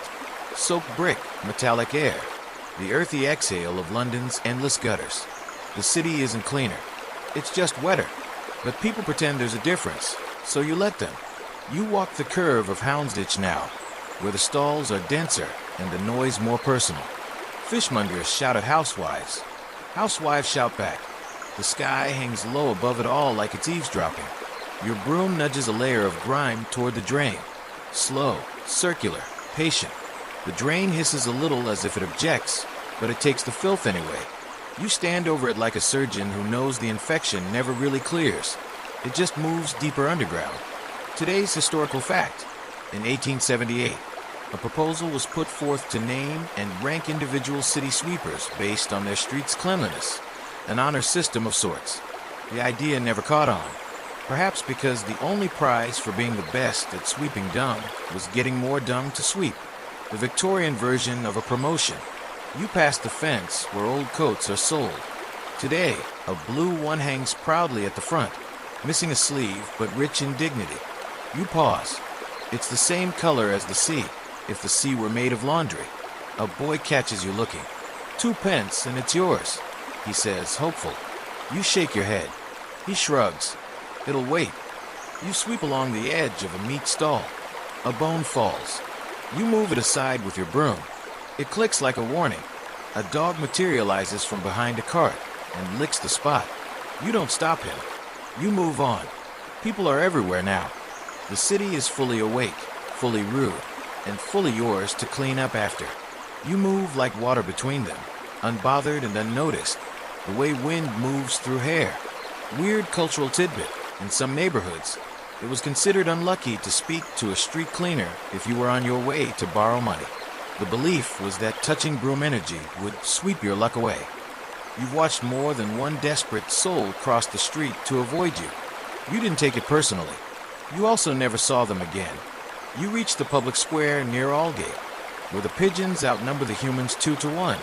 Someone spilled grain, and the birds are performing an opera of chaos around it. You sweep carefully, keeping your movements fluid, respectful. This is their stage now. You're just clearing the wings. A flower seller sits nearby. Her hands are wrinkled, her roses tired. She watches you work for a while, then holds up a single wilted daffodil. For your efforts, she says. Her voice is dry but warm. You don't argue. You take the flower and tuck it into the strap of your coat, just above your heart. It doesn't revive, but it doesn't fall. You nod. She nods. Historians still debate whether Victorian street cleaners were more respected than they let on. Some sources claim we were invisible. Others suggest we were feared in a quiet way. Keepers of secrets. Witnesses to moments no one else saw. The truth. You're not sure. All you know is that people rarely lie in front of a man holding a broom. You sweep toward the steps of the church. Someone's dropped a book, wet, spine bent. You kneel and pick it up. Pilgrim's Progress. Fitting. You place it gently on the stone ledge, open to dry. If no one claims it, you'll check back tomorrow. Maybe it needs a new reader. Your card is fuller now. Paper, bones, cloth, ash, regret. You tap the lid closed with the flat of your palm. It groans like a tired grandfather. A man leans against a post nearby, coughing into a rag that's more blood than cloth. He sees you, then looks away. You sweep around him like he's sacred. Because, in a way, he is. Anyone fighting to stay upright in this city deserves space. You pause near a window with warped glass. Inside, a family eats soup in silence. 3 bowls, 3 spoons, 1 candle. You watch for a moment, then move on. You pass a barrel fire tucked into an alley. 3 dock workers stand around it, warming their hands. One offers you a nod and scoots aside. You step in. The heat crawls up your sleeves like forgiveness. Long day, one asks. They all are, you say. He offers you a sip from a flask. You take it. The liquid is sharp, smoky. It burns politely. You don't stay long. Just long enough to remember your legs still work. Back on the street, the rain begins again. No warning. No apology. Just water falling like truth. You tilt your face up. Let it wash the cold dust from your brow. You sweep on. Because the market is closing. Because the carts are leaving. Because the boots will keep walking and the horses will keep dropping and someone, always, will have to clean it up. And today, as ever, that someone is you. Evening begins not with a sunset, but with a softening of sound, of motion, of everything. London doesn't ease into twilight with grace. It slows down the way a drunkard sits, unbalanced, unplanned, but somehow landing on something solid. The city is winding down. You are not. You turn onto Lime Street, the edges of your coat soaked and the soles of your boots whispering with every step. The rain has eased again, reduced now to a mist that clings to gas lamps and eyelashes. The glow from the windows spills out warm and yellow, reaching toward you like hesitant hands. This stretch is quieter than the last. Office buildings, counting houses, quiet inns. The workmen are gone.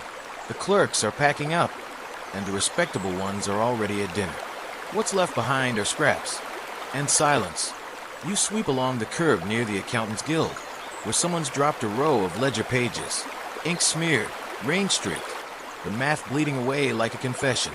You pause over one. It lists debts, repayments, interest. You sweep it up without reading the names. No one's proud of those. Your cart creaks behind you like it's trying to keep up. Historical fact. In the 1850s and 60s, street cleaners were increasingly hired not through civic duty, but by competitive bidding from private contractors. It was the cheapest offer, not the cleanest result. That won the work. Corners were cut. Shifts were long. Uniforms, if issued, were ill-fitting and stiff with soap residue. Some sweepers, you've heard, wore the same coat every day for 5 years. You tighten your own now. It's not quite warm, not quite dry, but it is yours. From a nearby alley, laughter rings out, sharp, sudden, too loud for its own joke. A group of clerks, flushed from drink, stumble past you. One bumps your shoulder.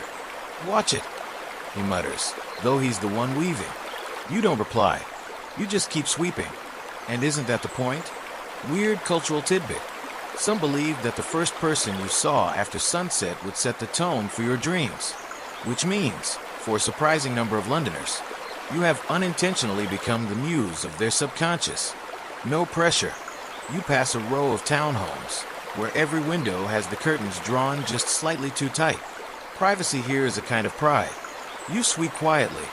A boot buckle glints in the street. You stoop to pick it up. Tarnished, dented, but still whole. You pocket it, not to keep, just to give it another chance to matter. From a second-story window, someone plays a piano. The melody is soft and half-remembered. Maybe a waltz. Maybe something a mother once hummed. You slow your pace to walk in rhythm with it, the broom moving like a bow across strings. A child walks beside you for a moment, skipping in rhythm. No shoes. Smudged cheeks. A grin that doesn't ask for anything. You glance down, and just as quickly, he veers off into a side street and vanishes. You don't chase him. Some things are better left as glimpses.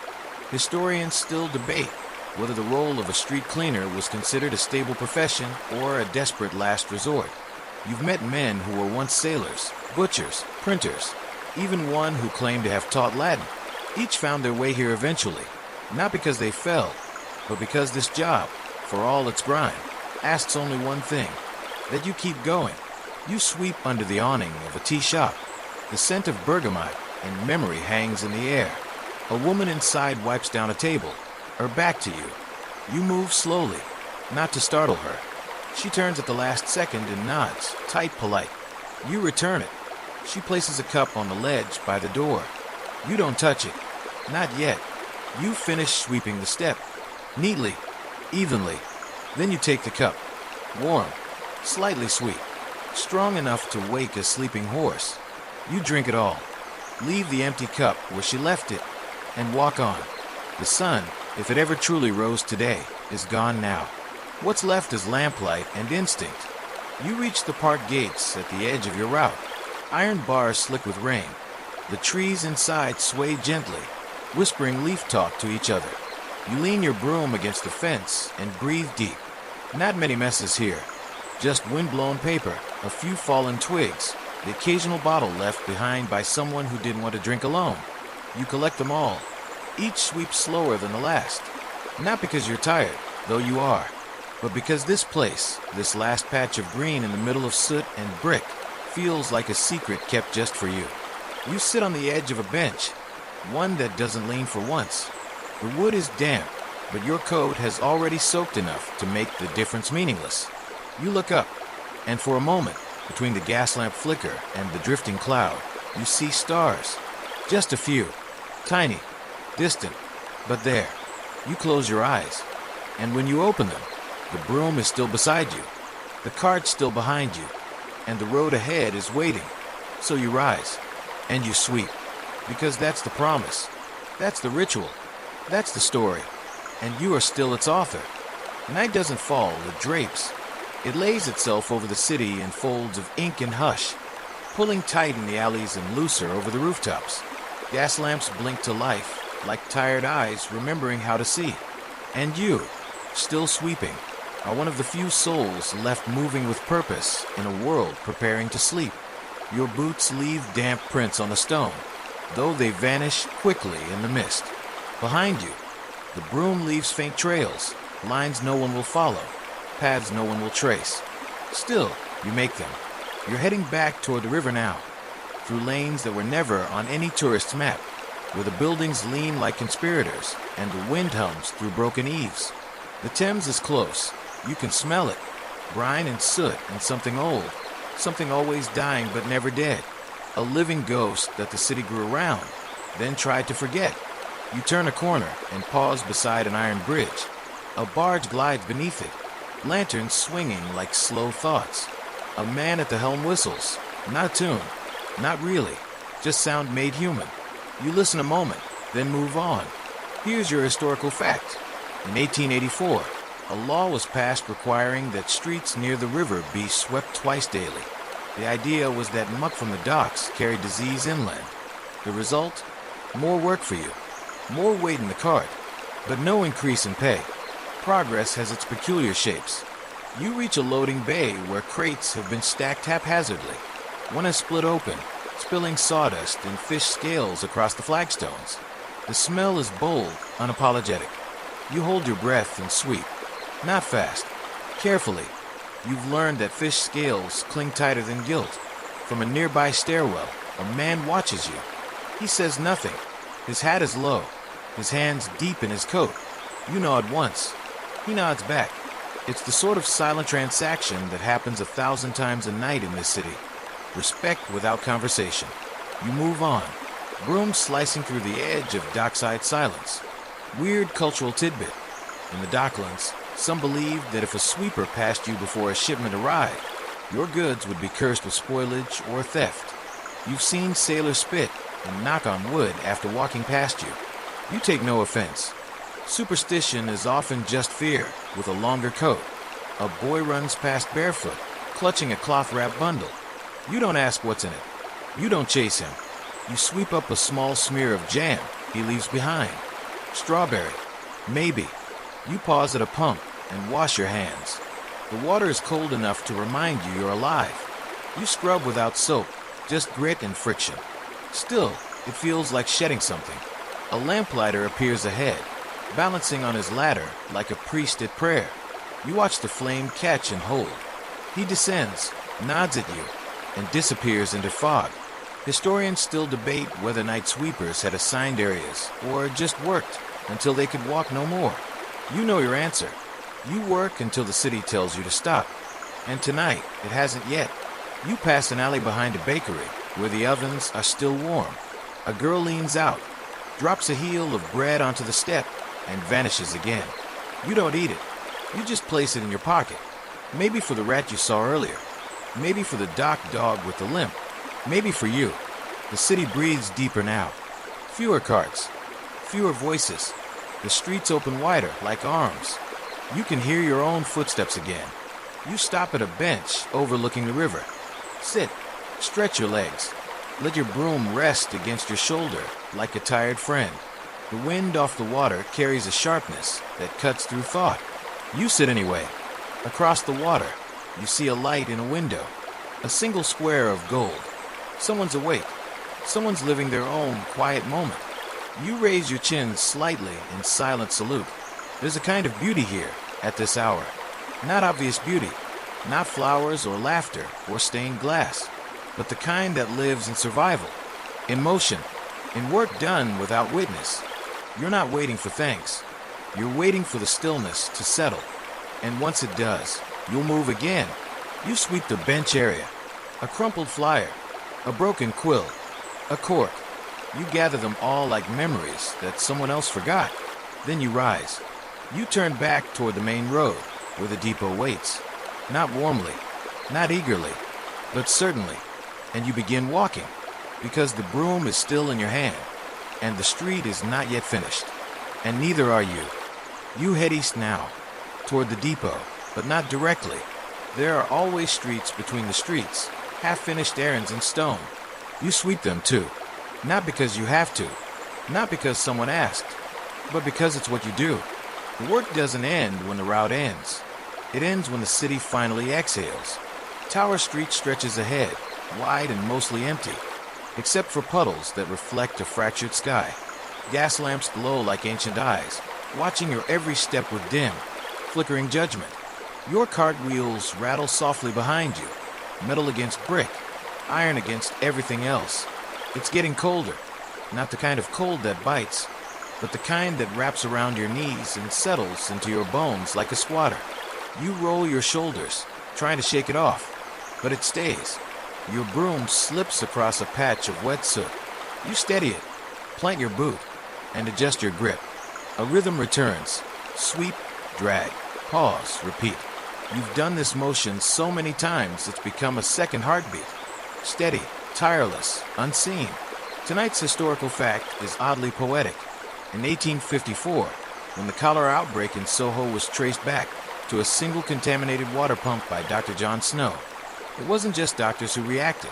Street cleaners were quietly dispatched to disinfect gutters and sweep streets more thoroughly in the affected zone. They worked without masks, without gloves, with little more than salt water and rags. Their names weren't recorded, but the city noticed when they didn't show up the next day. You sweep a corner near an old bookbinder's shop. Its window is dusty, the interior dark, but you can see the outline of stacked ledgers inside. Thick, silent, patient. Like you. A woman passes by holding an umbrella that's more wire than cloth. She glances at you, then lowers her eyes. Not out of shame, but out of habit. You are not part of her world, and yet you are the one keeping it walkable. Weird cultural tidbit. Some street cleaners carried small bells, not for warning, but for ritual. A soft chime before sunrise, a clang after storms, a ring before funerals. The tradition faded, but some still believe the city sleeps better with a bell in the distance. You don't have a bell, just your boots and your broom and a silence that follows you like a shadow. As you turn into a narrow passage between tenements, a smell drifts toward you with smoke, onions, something frying in fat. It reaches inside your ribs and nudges a memory of warmth. For a moment, you are not a cleaner. You are a child at a table, laughing at something forgotten. Then the smell passes, and you're back. You sweep a pile of broken matchsticks and a child's wooden soldier with one arm. You pocket the soldier, not to keep, just to remember. Historians still debate what became of the street cleaners who vanished from city records. Some aged out, and drifted to the workhouses. Some returned to the countryside. Some, they say, simply kept sweeping until they faded into the brickwork. No obituary, just one fewer trail in the gutter. You find a broken jar outside a butcher's, pale grease and glass shards in the lamplight. You sweep them into your cart with care. A boy might have run here tomorrow and sliced open his foot. Not now. Not on your watch. A man in a coat 3 sizes too large mutters something as he stumbles past you. You catch a word. Respect. Maybe it was meant for you. Maybe not. You take it anyway. The depot is closer now. The road flattens. You feel the subtle slope beneath your feet. An incline you never notice until you're pushing a full cart. You lean forward, shoulder into it, broom over one arm, wheels squeaking like mice with secrets. You pass a tavern that's closing. The owner dumps a bucket of water onto the street. You pause as it runs toward your boots. "Sorry," he says, not quite looking at you. You nod. You wait. Then you sweep the water into the drain. He watches you for a second. You're out late. You glance at the moon overhead. So are you. He shrugs and closes the door. You move on. Back on the main road now. The last stretch. The street's mostly empty. Just one man carrying a sack, and the sound of a cart clattering 2 blocks away. London is curled up around its belly and begun to snore. You feel it. That stillness. That hush. It's not peace, exactly, but it's close enough. You arrive at the edge of the depot yard. The gate's slightly open. Warm light spills out across the stones. You pause outside. The broom rests in your hand, like it knows it's nearly time. You glance down the road one more time. One more sweep. One last corner. Because even now, there might be one last scrap waiting to be found. The depot's right there. Warm, flickering, final. But the street to your left calls louder. Just one more pass, it says. One more quiet corner before the world forgets itself again. And so, without a word, you turn left. It's a narrow way. One of those streets with no name. Just a half-erased sign nailed askew on soot-stained brick. The kind of path only remembered by those who sweep it, or sleep in it. The buildings press close here. Old brick. Older air. The lamps above are spaced too far apart, leaving stretches of shadow between islands of gold. You walk through them slowly, like crossing frozen ponds you can't see. Your cart rattles a little louder on this road. The cobblestones are uneven, like a row of bad teeth. Your broom schemes across the surface, finding old dirt in the seams, drawing it out as if unearthing a secret. There's a bench here, splintered, warped, one leg shorter than the others. You stop beside it. Someone has left a hat on it. Not fancy, not recent. A cap, frayed at the edges, still damp from the afternoon's rain. You pick it up and shake it once. No name inside. No story either. So you set it neatly on the end of the bench and sweep around it like it's sacred. Historical fact for this hour of the night. In 1870, London experimented with street sprinklers, large barrels rolled by horses to douse the roadways with water in the name of dust control. It worked for about 6 hours. Then the mud made everyone slip. It was quietly discontinued. You could have told them that would happen, but no one ever asks the sweepers. You reach the far end of the street and pause at a boarded shop front.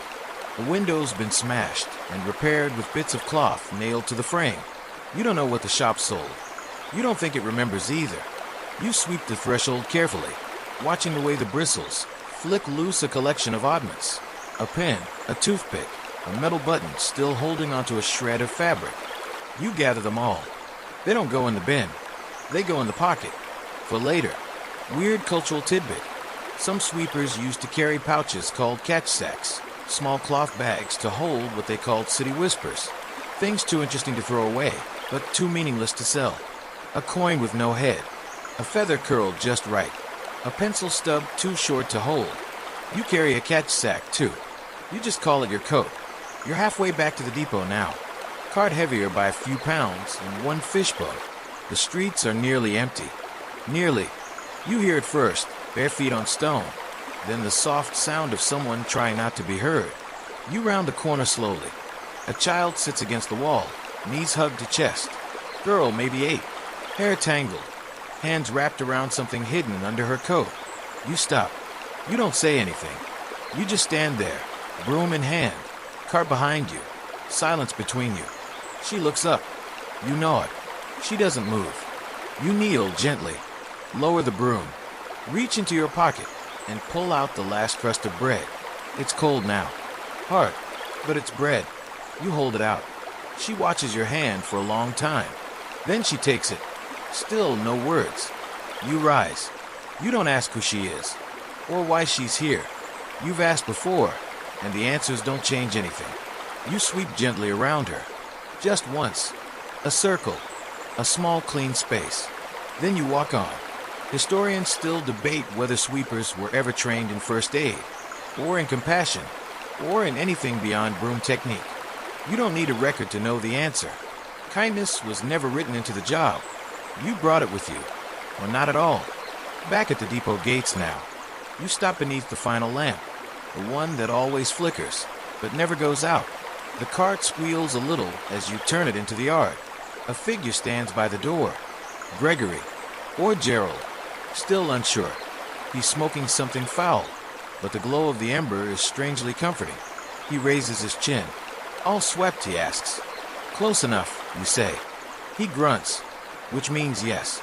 You unload the cart slowly, bin by bin, scrap by scrap, the bones and buttons and wrappers and wrong turns of a city that never stops shedding itself. When it's empty, you close the lid.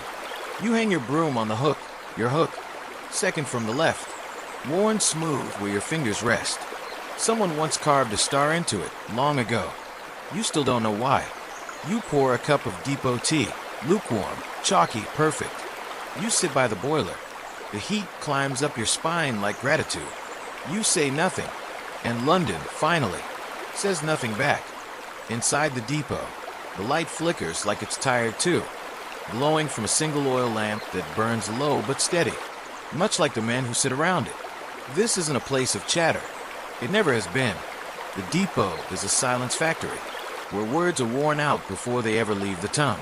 You sit on a wooden crate with a wobble in one leg, sipping depot tea that tastes like brick dust and boiled patience.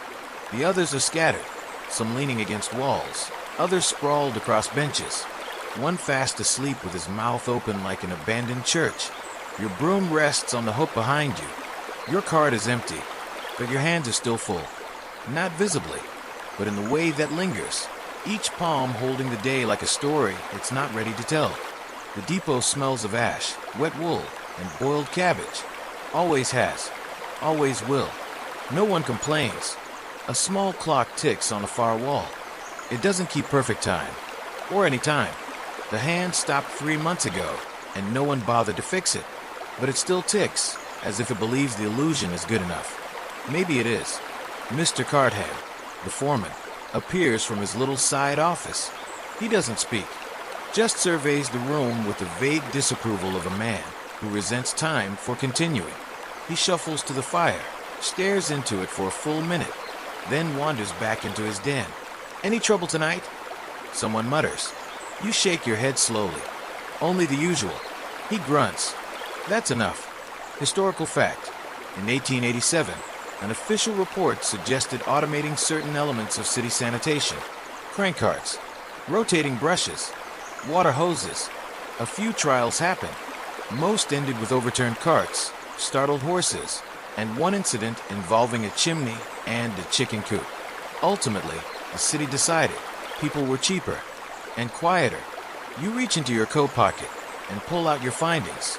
The bent nail, the feather, the wooden soldier. You place them gently on the bench beside you. Gregory, or Gerald, still uncertain, leans over to look. Another one-armed toy. Gonna start an army soon. You shrug. Maybe just a platoon. He smirks, which, in depot terms, is a belly laugh. You wrap the soldier in an old scrap of cloth and tuck it into the box beneath your crate. The others have their own boxes. You've seen what goes in them. A woman's glove, a broken mirror, a bottle cap from a celebration that never happened. Weird cultural tidbit. Some sweepers believed that these items, gathered nightly, held the city's memory. Keep enough of them, one old man once said.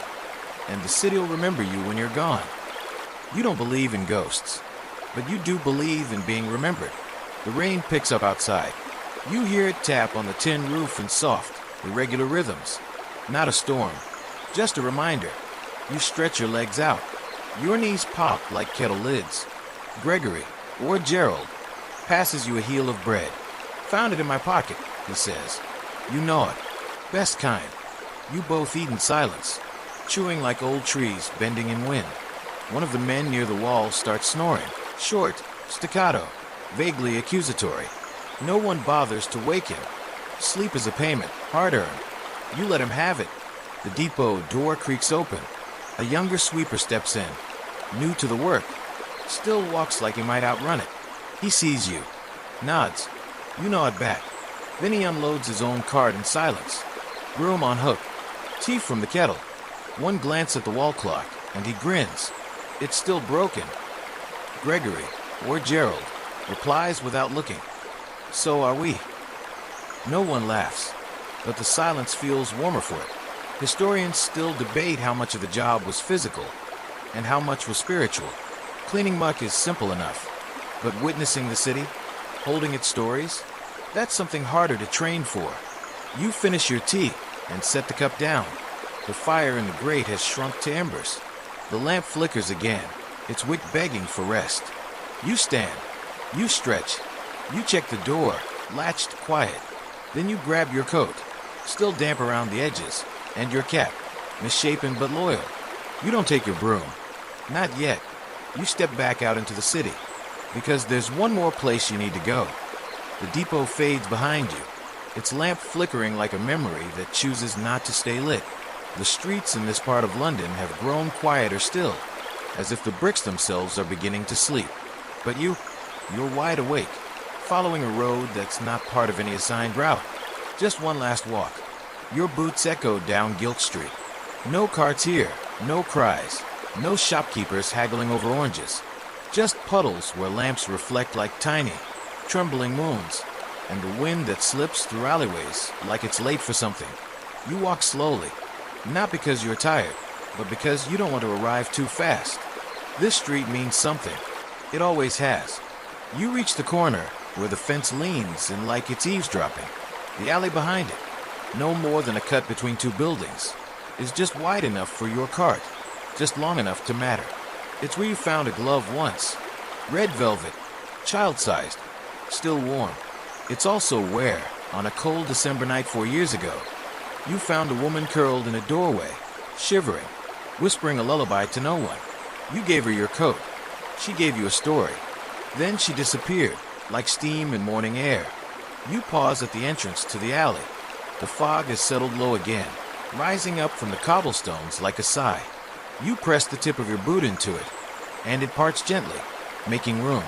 You reach into your coat pocket and take out the wooden soldier, one-armed, no face left. You crouch by the wall and place it on the windowsill of the old shop with the boarded window, the same sill where you've left half a dozen other things over the years. You don't know who finds them, or if anyone does, but it feels right to leave them there. Historical fact, during the 19th century, many Victorian street sweepers had their own unofficial shrines or stopping places, hidden nooks where they'd pause during their shift, not to rest, but to reflect. A doorway with initials carved in it, a corner with ivy that never died, a piece of wall that stayed dry even in storm. Some were private, some shared. All were sacred in their own small, silent way. You sweep the alley, just once, just enough, not because it's dirty, but because it remembers. You glance up at the sky. Still no stars, only fog and lamp glow and the endless roof of the world. You turn back toward the main road, but not quite yet. You pause. Then you begin the slow walk home. Not to the depot, not to a crate by the fire, but home. The narrow room, the dry boots by the door, the stub of a candle waiting to be lit. You walk past shuttered storefronts, their names barely legible in the dim, past old posters peeling like tree bark, past a cat on a windowsill, blinking slowly like it recognizes you. Maybe it does. A cold breeze passes. You tug your coat tighter, fingers rough against the buttons. Your knees ache, but they still bend. Your boots scuff softly, but they still carry you. You cross under the railway bridge, where pigeons murmur in the rafters. You wave upward without looking. They coo in reply. You walk past the print shop. The presses are quiet now, but a single light burns in the office. Someone's writing, or rewriting, or pretending to. You nod once, just in case they see you. You pass your reflection in a puddle. It doesn't look back. It doesn't need to. You're here. You reach your building. You climb the stairs, slowly, deliberately. The door creaks open. It always does. You remove your boots. One at a time. You place them by the wall, facing outward. Ready. You light the candle. It flares, then settles into a soft flame. The room smells like wool and wax and quiet. You sit on the edge of the bed, then lie back slowly. Your eyes close, not from fatigue, but from fullness. Because today, like yesterday, you swept the entire world. And now, finally, the world can sleep. Let all go now. The broom, the boots, the cold edges of the morning, and the soft ache of twilight. Let them fade. The city still breathes behind you, slow and content. You've walked its veins. You've swept its breath. You've gathered the pieces that no one knew they dropped. The fog has folded itself away for the night. The lamps still burn. The carts are still. The whispers of the street lie sleeping, wrapped in the quiet work of unseen hands. Let your thoughts drift now. Let them wander like mist over the stones, soft, unhurried, unbothered by shape or story. You've done your part. The crumbs are cleared. The glass is swept. The corners are calm. And in some forgotten alley, the wooden soldier stands watch, one-armed but brave, just like you. You rest, not because you're broken, but because tomorrow needs you whole. Let the candle burn low. Let your breathing slow to match the night's own rhythm. And if you dream, let it be of lamplight on clean cobblestones, and the soft sound of bristles moving in rhythm with your heart. Good night, keeper of the streets. Good night, quiet guardian of the city's breath. Tomorrow will come, and you'll be ready, but not yet. Not now. Now is for sleep. Sleep well. You are home.